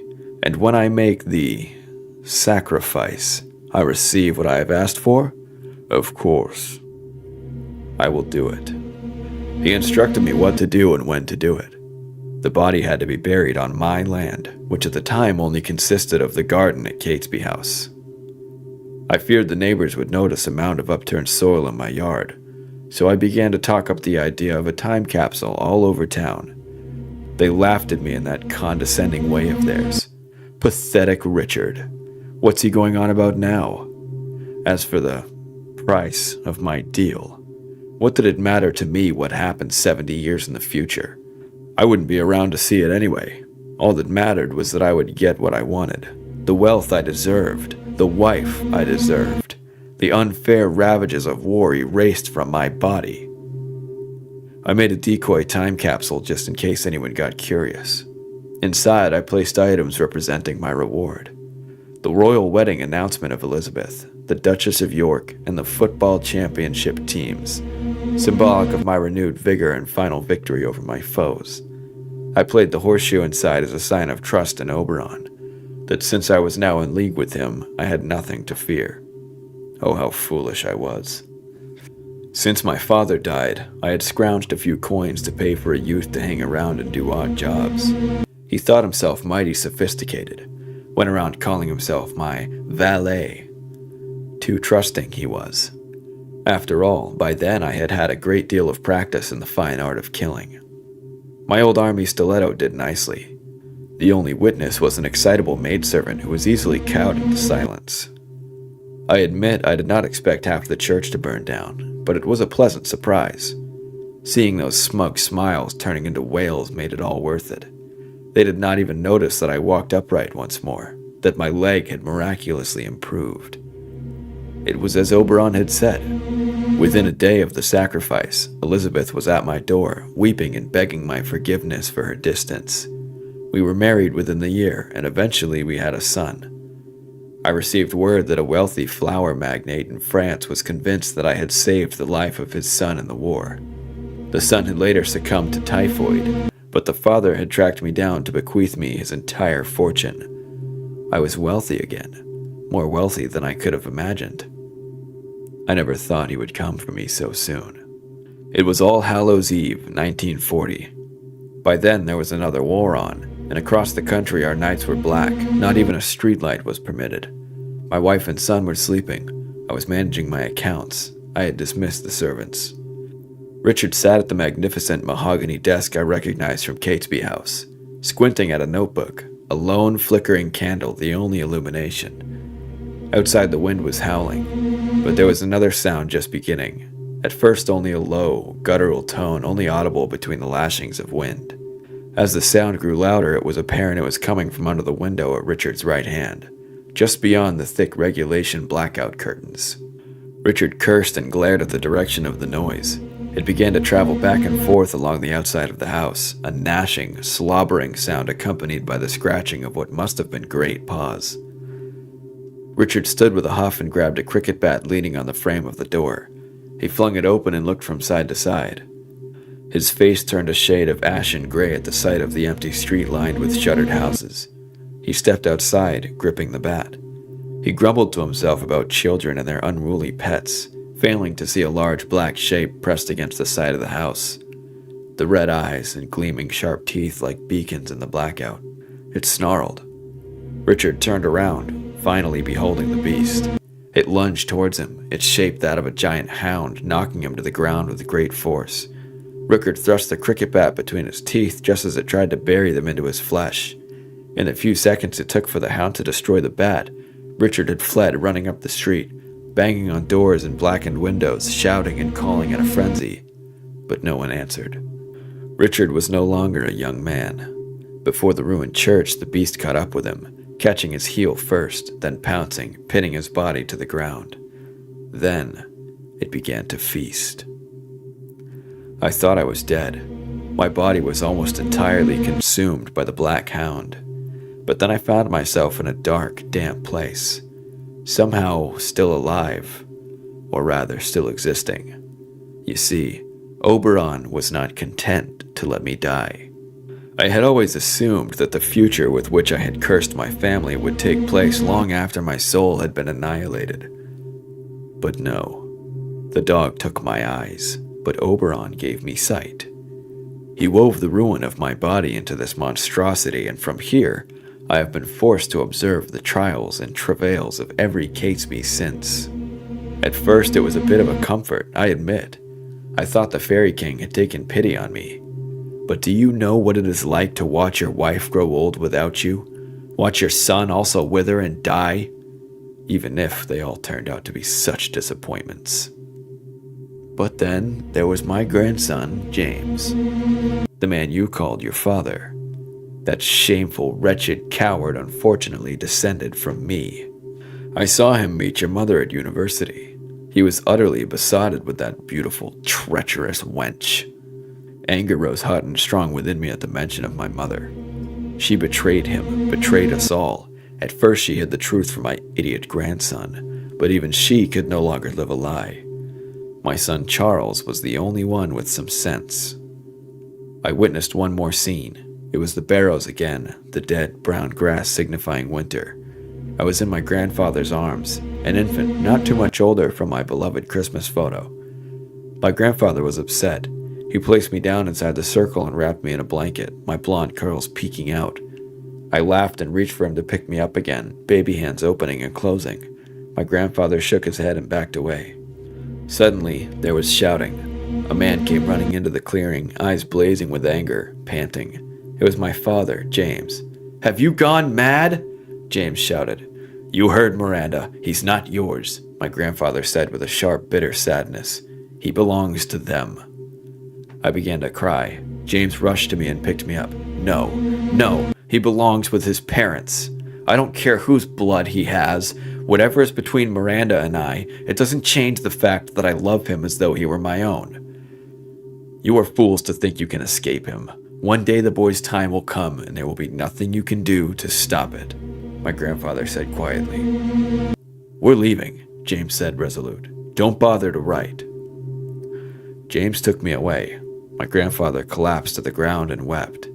James was a pathetic cuckold, forgiving that harlot as soon as she asked. At least he had the decency to end his own miserable existence. I was back in the dark tunnel, soil beneath my hands, rage burning inside of me. Richard opened his mouth to spew more vitriol, and I threw myself at him, my hands making contact with the bones of his neck. At my touch, the vines multiplied, splitting through the remaining pieces of rancid flesh. Richard began to make sounds of panic, the leaves thrusting.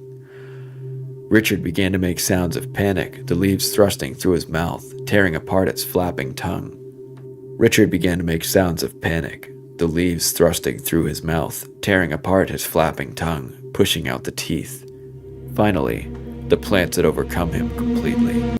The only pieces of him left were small fragments of white bone barely visible among the growth of splendidly colored foliage. His miserable existence finally snuffed out. I took a ragged breath, my body still shaking with fury, heart heavy with sorrow. The ground beneath my feet began to rumble. I stepped backwards and felt another putrid vine wrap itself around my wrist. Behind me, another corpse entombed by ropes of leaves had burst through the wall, its rotting jaw flapping at me with anguish. It pulled at my wrist, trying to pull me towards it, the stench overwhelming my nostrils. I struggled and broke away, retching. The rumbling only increased as the entire wall sprouted more and more of them, vines whipping out at me. Some cried out with the terrible moan of the tongueless. Others, still capable of words, begged me. "Please, please end it," they rasped. I began to run. The corridor seemed endless, vines desperately trying to entangle me, only just failing until one managed to find my ankle. My body fell to the ground in a shock of pain as it dragged me towards it. I grabbed the vine and freed my ankle. I stood, and my eyes met the rotting holes of the corpse bound to the wall. It had no mouth or tongue to form words.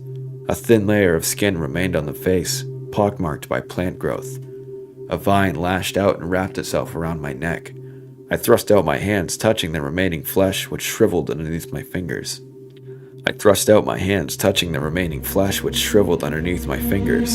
The thing convulsed and, as with Richard, the plant life tore apart the remaining pieces of human inside it. The vine at my neck dropped. From behind it, I heard polite clapping. I turned around to find the king of the Fae, smiling at me indulgently. "Now, you have had your fill of amusement. You and I are long due for a chat, my son." When I was 7 years old, my grandparents died within a month of each other. I had not seen them since I was an infant, and my father had only just begun speaking to my grandfather again. They were both only in their 60s, but the doctors told my parents that it had been a heart attack for my grandfather, a stroke for my grandmother. Rare, but not unheard of. At the time, I had wondered about my parents' reluctance to return to England, which they had always described with such warmth and sincere longing. I heard them arguing at night in low voices still easily audible through the thin walls of our apartment. Finally, they decided that we would go to Oxford, nearly 2 hours east of Droitwich. I recall my father being adamant that his parents should not be buried in the town of their birth, that they should not be anywhere near Richard. It was confusing to me as a child, but I understand now, perhaps too well. My grandparents were instead buried in the lovely Wolvercote Cemetery in Oxford on a sunny late summer day, uncharacteristically warm for England. I was uncomfortable in my suit and bored with whatever generic platitudes the vicar was spouting. A gust of refreshingly cool air swept through us, causing the vicar's toupee to precariously slide, and I followed the trajectory of the breeze until it disappeared into the trees. There were crows in those trees, many of them, their heads all tilted in my direction, their sharp, intelligent faces seemingly fixed on me. I had the sudden urge to approach them, to speak to them, but I felt my mother's hand squeezing my shoulder. I looked up at her, and then back at the crows, but they were gone. Without a sound, they had disappeared. Later that day, I played in the field behind the house we had rented, just outside of town, grateful to now be wearing a t-shirt and shorts. My mother was painting a bowl of fruit, carefully focused on mixing her paint colors. The shade of some trees in the distance beckoned me, and I slipped away. It was a small forest, but it seemed a great wilderness to me, a city boy through and through. I had been walking for only a few minutes when I heard the sound of animals scurrying around me. A group of bushes shook, and I expected to see some squirrels emerge, perhaps a deer. Instead, a large black dog stepped out, a limp rabbit hanging from its jaws. I told myself to run away, but something compelled me to stay. The dog sat before me and dropped its offering at my feet. Another dog approached with a dead squirrel, which had also laid at my feet. A pair of foxes joined them, one with a dead bird, the other another rabbit. A pair of cats laid rats onto the increasingly large pile of carrion. Other cats brought pigeons, their maws stained red. A wave of panic passed through me. The glassy eyes of the dead animals were haunting, almost accusing. "Stop," I said weakly. The animals continued their macabre procession of offerings. I began to cry. Finally, the predators sat before me, their heads lowered as if a sign of submission. Hound, fox, and cat, side by side. Behind me I heard the crows, cawing with enthusiastic approval. "William!" At the sound of my mother's voice, the animals fled, leaving me alone before a pile of carcasses, weeping profusely. She rushed towards me, but then stopped, staring at me and then back at the dead animals. The color drained out of her face, her mouth opened and closed as if to say something. I had never seen her so afraid.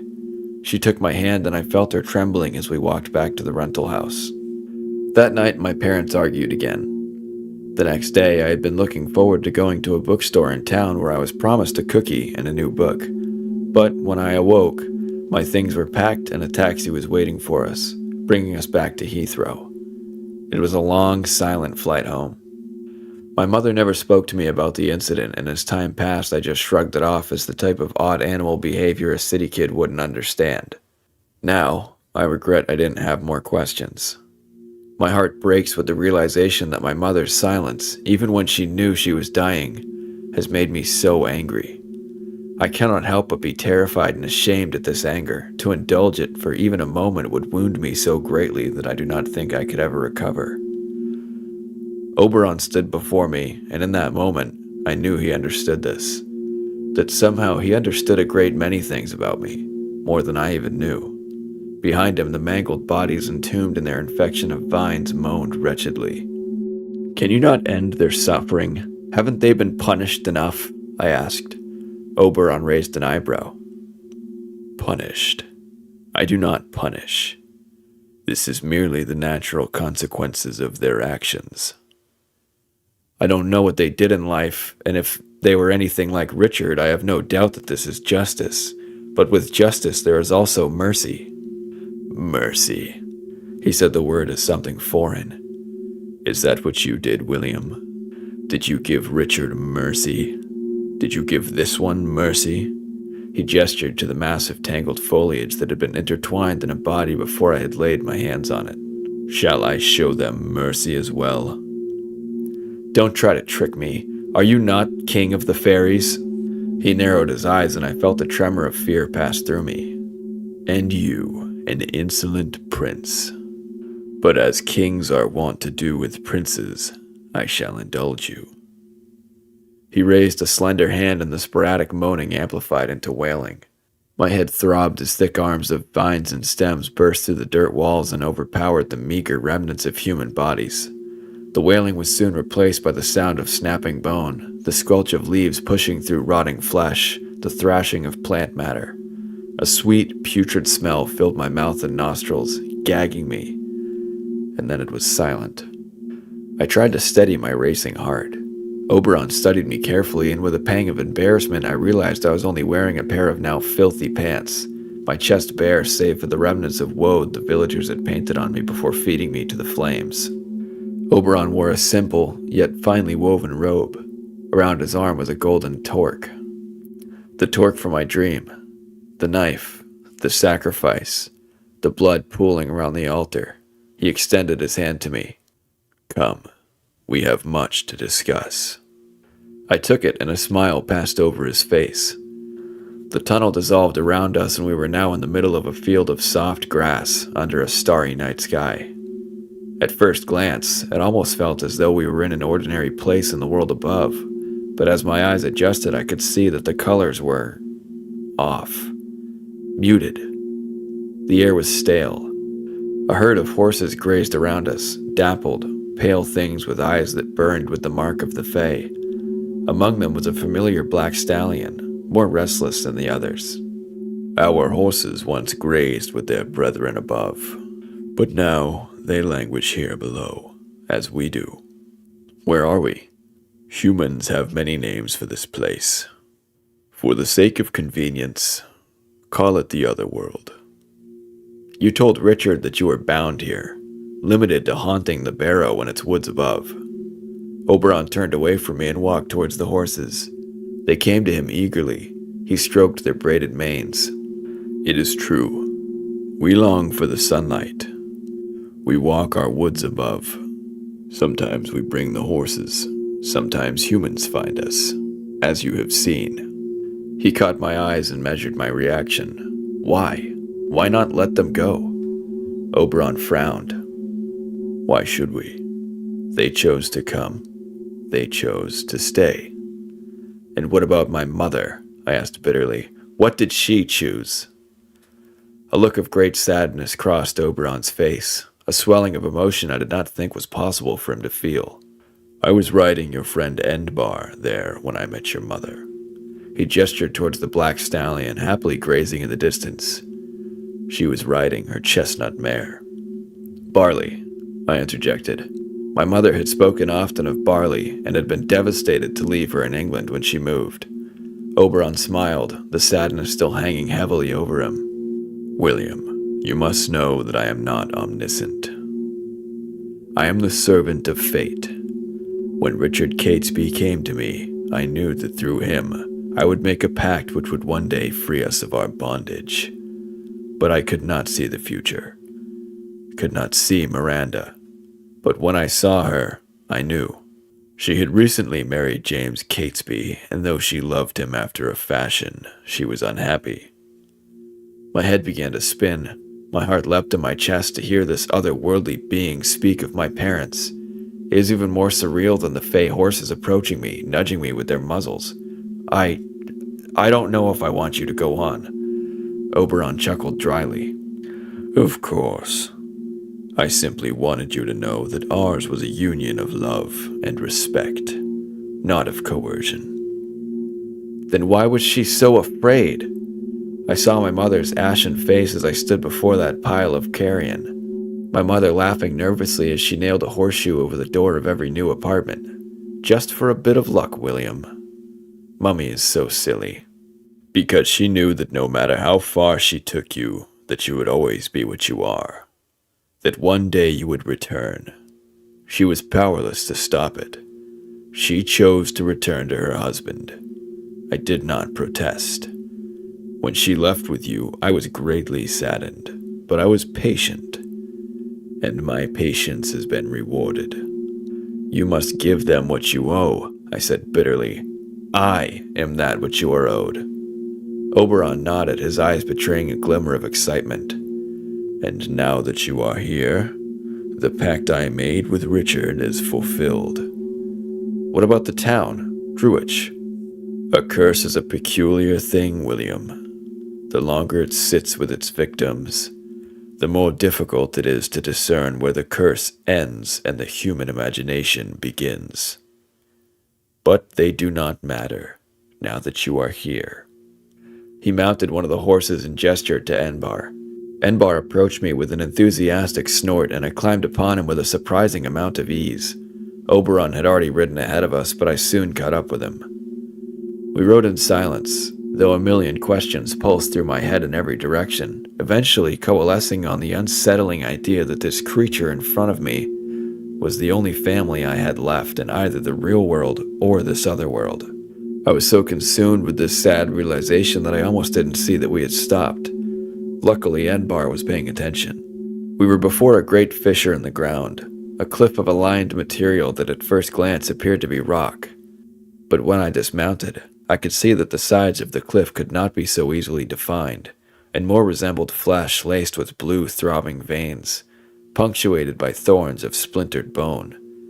I gagged as that now familiar putrid stench reached my nose. No bottom was visible save for a sea of pitch black. Oberon looked at the void, and I thought I could almost see a hint of fear at the edge of his features. For everything there is a price, he said quietly, as though speaking too loudly would disturb whatever it was lurking at the edge. Our people, the people humans call the Fae, we enjoy certain privileges. We do not suffer old age or sickness. We have the power to bind, the power to pact with humans, and to be the conduits of its consequences. This power comes from below. He gestured to the void with a shudder. And the price? I asked, wary of the answer. The below must be fed. I brought the knife down on the neck of the sacrifice, his blood renewing, his blood empowering, his blood feeding. The ancient sacrifices the humans lured down here. Ultimately, they arrive at the same destination, don't they? Oberon nodded. The humans were never unwilling. We never snatched away children or kidnapped heroes and maidens. In the old days, warriors would fight each other for the honor, to be bled on the sacrificial altar, for their bodies to be fed to the below. As for the humans who come to the other world, one by one they begin to ask. It begins as a mere flicker in their minds, dulled by pleasure. They begin to beg, at first for bits of their flesh to be taken. But it is never enough. The mania will never be satisfied. Only total consumption will do. We always oblige. I thought of the man in the tunnel, his eyes glassy, his mouth smiling as though in ecstasy as the Fae removed the skin from his hand. Our fate is tied to the below. When it starves, we weaken. When it feeds, we strengthen. That is why we need you, William. He locked his blue eyes with mine and touched my cheek almost tenderly. The Roman invaders worshipped a god they called Janus. Have you heard of him? The two-headed god, I muttered, remembering a college classics course. Yes, the two-headed god, the god of dualities, the god of doors. You are like Janus, William. You who carry the blood of the earth and the blood of the other world. You who face both above and below. Your blood contains the key to open and close the door between worlds. Only you could open the door so that we may wander freely once more. So that you can find more victims? I think not. He pulled his hand away and shook his head. You still do not understand. You too are trapped here, my son. If you do not open the door, then this is your eternity as well. I am not so vain to think that you would willingly imprison yourself here with me. The world around me suddenly seemed to close in. My chest tightened. I imagined never again venturing beyond the meager woods above. Nothing more than a phantom, a prince of ashes and carrion. Oberon's words rattled in my head. The humans never were unwilling. I thought of the villagers of Druich, dragging me to the bonfire, thinking nothing of burning me alive. Why should I condemn myself to this prison for eternity for their sake? What would you have me do then? How do I, as you say, open the door? It needs your blood. How much? You will not die. That was not encouraging, but neither was the prospect of being trapped in the other world in the service of whatever that thing was. Oberon's words had stirred something within me, and I began to formulate a plan. A very shaky, stupid plan, but a plan nonetheless. I stared down into the void, down at the below, and could almost sense a tremor of anticipation palpitating through it. Fear churned my stomach. I took a deep breath. I'll do it. Oberon nodded solemnly. When the door opens, you will ride Enbar through. He's yours now. A fitting gift, as he is like you, born of Fae and mortal. I patted Enbar gratefully. Thank you. Your mother loved him, he said softly. They were great friends. I could see that Oberon wanted to say more, but instead steeled himself against further melancholy, perhaps too disquieted by the looming presence of the below. I was taken by a group of Fae attendants to be prepared, which would have felt more ominous had it not included a rather pleasant hot bath. I tried not to think of the below. I tried not to imagine how it fed, but every time I closed my eyes I could see those fleshy vines, studded with sharpened bones, wrapping themselves around a limb, around a face. I could hear the frenzied laughter of humans begging to be devoured. They dressed me in a white tunic, finely woven from a material I could not identify, and a leather belt stamped with an intricate design of interlaced trefoils, and fixed with an empty scabbard. Once I had been dressed, Oberon appeared and the attendants bowed. In his hands was the twisted gold torque that I had seen in my dream and in Richard's past. He fastened it over my upper arm and stood looking at me for a moment. I almost detected a hint of paternal pride, which considerably moved me, to my great surprise. With a pang, I thought of James Catesby, the man who, until only a few days ago, I had thought of as my father, how he had loved me without reservation. No, it was Miranda he loved. When she died, what did he do? He abandoned you. He drank himself to death. He didn't care that you would be alone in the world. I pushed those ugly thoughts aside, pretending that they didn't come from the deepest, darkest parts of my heart. A Fey attendant approached with a mirror and handed it to me with a bow. I did not recognize myself. My hair was shorter and my features less severe, but otherwise, I was one of them. Oberon handed me a knife, the same small elaborate weapon I used in my dream. "This is your inheritance," he said slowly. I placed the knife in my scabbard. We mounted our horses and processed towards the fissure exposing them below. The Fae were arrayed in their finest clothing, accompanied by their giant black hounds. We dismounted at the edge. I could detect a faint buzzing in the air, as though an ocean of flies awaited beyond sight, nestled in the blackness beneath. "Cut at the wrist," Oberon said. I balked. If I severed my carotid artery, I would be dead within minutes. Oberon could sense my unease. He took my right arm and extended it, holding it steady. He nodded, another entreaty to trust him that I had no choice but to accept. I looked up at the false sky and felt its weight upon me, as though at any moment it would give way. As if the below could sense my fear, the buzzing sound intensified. I unsheathed the dagger and raised it, catching my reflection in the blade. Is this what I have become? Or is this what I have always been? I clenched my jaw, my heart thudding in my throat. Behind my own frenzied thoughts came another voice, not from my father beside me, but from the below. Something soft, but deep, as though it echoed from within my brain tissue. Irritating, yet irresistible.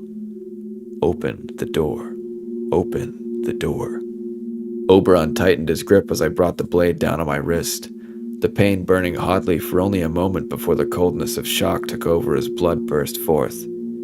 As soon as my blood began to drip to the ground, the voice magnified, but the words dissolved into indiscernible noise that was not a voice anymore at all. But I knew it beckoned. It desired more. I began to laugh, unwillingly, as though the sound were being squeezed out of me. Yes, yes, take it all, take me. Just as I began to move my feet towards the cliff, I felt Oberon's fingers close over my wound. The bleeding had ceased. I shook my head, rousing myself from my stupor. The noise was gone, and to my astonishment, the wound had healed at Oberon's touch. I was still weak, but otherwise unscathed. I picked up the bloodied knife that had fallen from my hand and replaced it in its scabbard. I heard murmurs from the Fae behind us.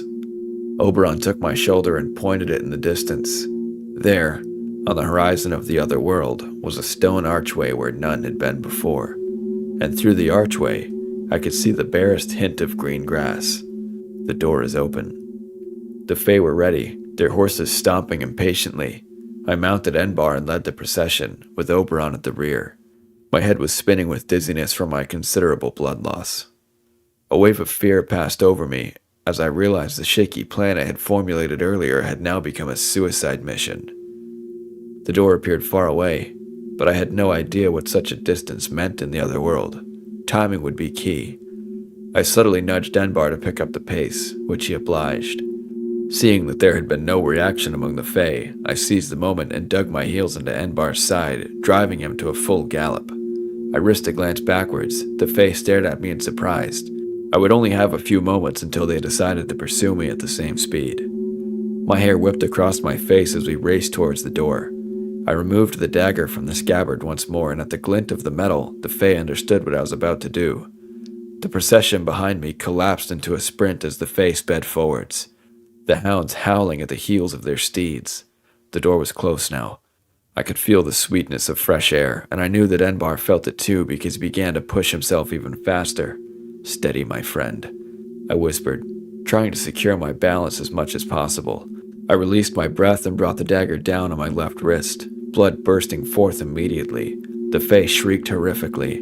As my blood gushed towards the ground, the opening underneath the archway began to flicker and recede at the edges. I said that I would open the door. I did not say how long I would keep it open. The spinning in my head intensified as the blood left my body. With my good hand, I managed to replace the dagger in the scabbard and then gripped Enbar's braided mane with all my remaining strength. The below was with me once more, a crackling, gurgling sound of pleasure emanating from inside my mind.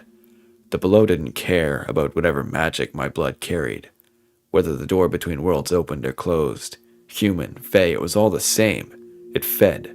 It wanted more. It was hard to focus my eyesight, but I could see the diminishing portal ahead. I felt Enbar leap through the narrowing hole. We were through. I was falling, my strength failing me. I fell from the horse to the ground with a sickening thud, my shoulder erupting in pain. The portal was closing. I could see the Fae, too far away now, their features contorted in fury. But one face remained calm, though sorrowful. Oberon watched me from a distance as the door began to disappear, and for a moment, I regretted what I had done. Forgive me, Father. I did not have long to linger in my remorse. Just before the portal vanished, a snarling black shape leapt through. The hound was at my body in an instant, ready to attack. I was verging on unconsciousness, the hound like a specter from a nightmare. Enbar reared and the hound cowered for a moment, but that was all I needed to remove the dagger with a trembling hand. The beast soon turned its attention back to me, and with every remaining ounce of vitality at my disposal, I thrust the dagger into its chest. It yelped, then fell at my side. I was spinning away, so close to joining the hound in death. I was afraid. I couldn't move my body. Then I heard a voice. Not any sort of otherworldly voice, just a human voice. The voice of a woman, though it sounded as though it was echoing from somewhere far away, underwater. William? It's him. He's over here. Before I drifted away, I heard the crackling of a paramedic's radio and glimpsed the face of a girl with auburn hair. As you may have realized, I did not die, though I would have, had I lain there only a few more moments. Throughout my lengthy hospital stay, complete with a few blood transfusions, I've heard doctors and nurses proclaim that it was a miracle I survived, and I suppose they are right, though being the son of a fairy king likely helped in my healing. Sarah has been to see me often in the hospital. I know. But she did save my life after all. We speak for hours when I'm feeling up to it. She admitted her interest in Druich wasn't entirely charitable or anthropological. She had been searching for the Fae for years and had gotten swept up with Alan and Barbara's plans for me after I had survived.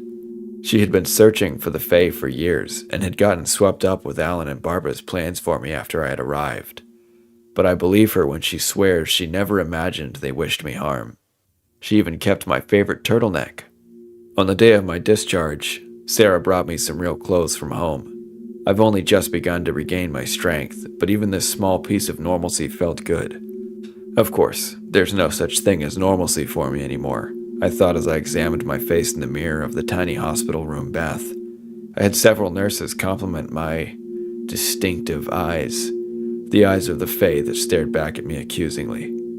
I reached in my back pocket for a pair of sunglasses, but when I raised my head, my reflection had disappeared and Oberon stood in its stead, his face a mask of composure with anger and sorrow bubbling just below the surface.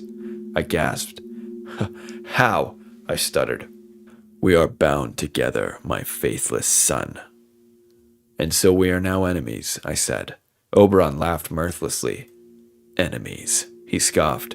A foolish mortal concept. No, we are not enemies. How could we be when you are my child?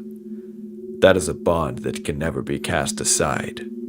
But you must understand that I am inevitable.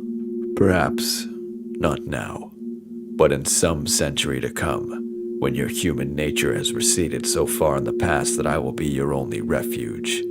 Know that I will be waiting. I will welcome you tenderly, with open arms. I am patient. This is your inheritance. A pit formed in my stomach. I understand, Father. The words felt hard and thick on my tongue. Oberon nodded and he was gone, leaving me alone. I brought my sunglasses to my face with a trembling hand to cover my tears. I'm back at Catesby House now. Yes, back in Druich. The people here have changed. I came back to a mound of awkward apology gifts, fruit baskets, baked goods, chocolates, you name it. Sarah has kindly spread the word that I am not to be bothered. Enbar is happy in his new temporary home, a local stable that is housing him before I can build one of my own. I don't have the strength to ride him again yet, though I have been painstakingly overseeing his care from my hospital bed and plan on seeing him as soon as I can. I learned that shortly after I went to the hospital, Barbara's husband showed up from seemingly out of nowhere, bewildered, allegedly wondering why he was so old. While he has been receiving psychiatric care, Barbara is reportedly overjoyed. You should be all caught up now. For those of you who have been patiently reading these updates, who have offered me such kind words of support since I was just an idiot with a shovel, thank you. Sarah just put the kettle on. I was about to end this post when I heard a series of thuds against the door. I groaned at the thought of another tea loaf and fixed my best polite smile. I opened the door and gagged. Piled high on my doorstep were the carcasses of rats, birds, mice, and rabbits. Down the street, a fox sat, watching me intently. He caught my gaze and bowed low before scampering away, disappearing in the waning orange light of sunset. Thank you for listening. That was the end of this 6-part story. So thank you guys for listening. I hope you enjoyed, and I'll talk to you next time. Goodbye.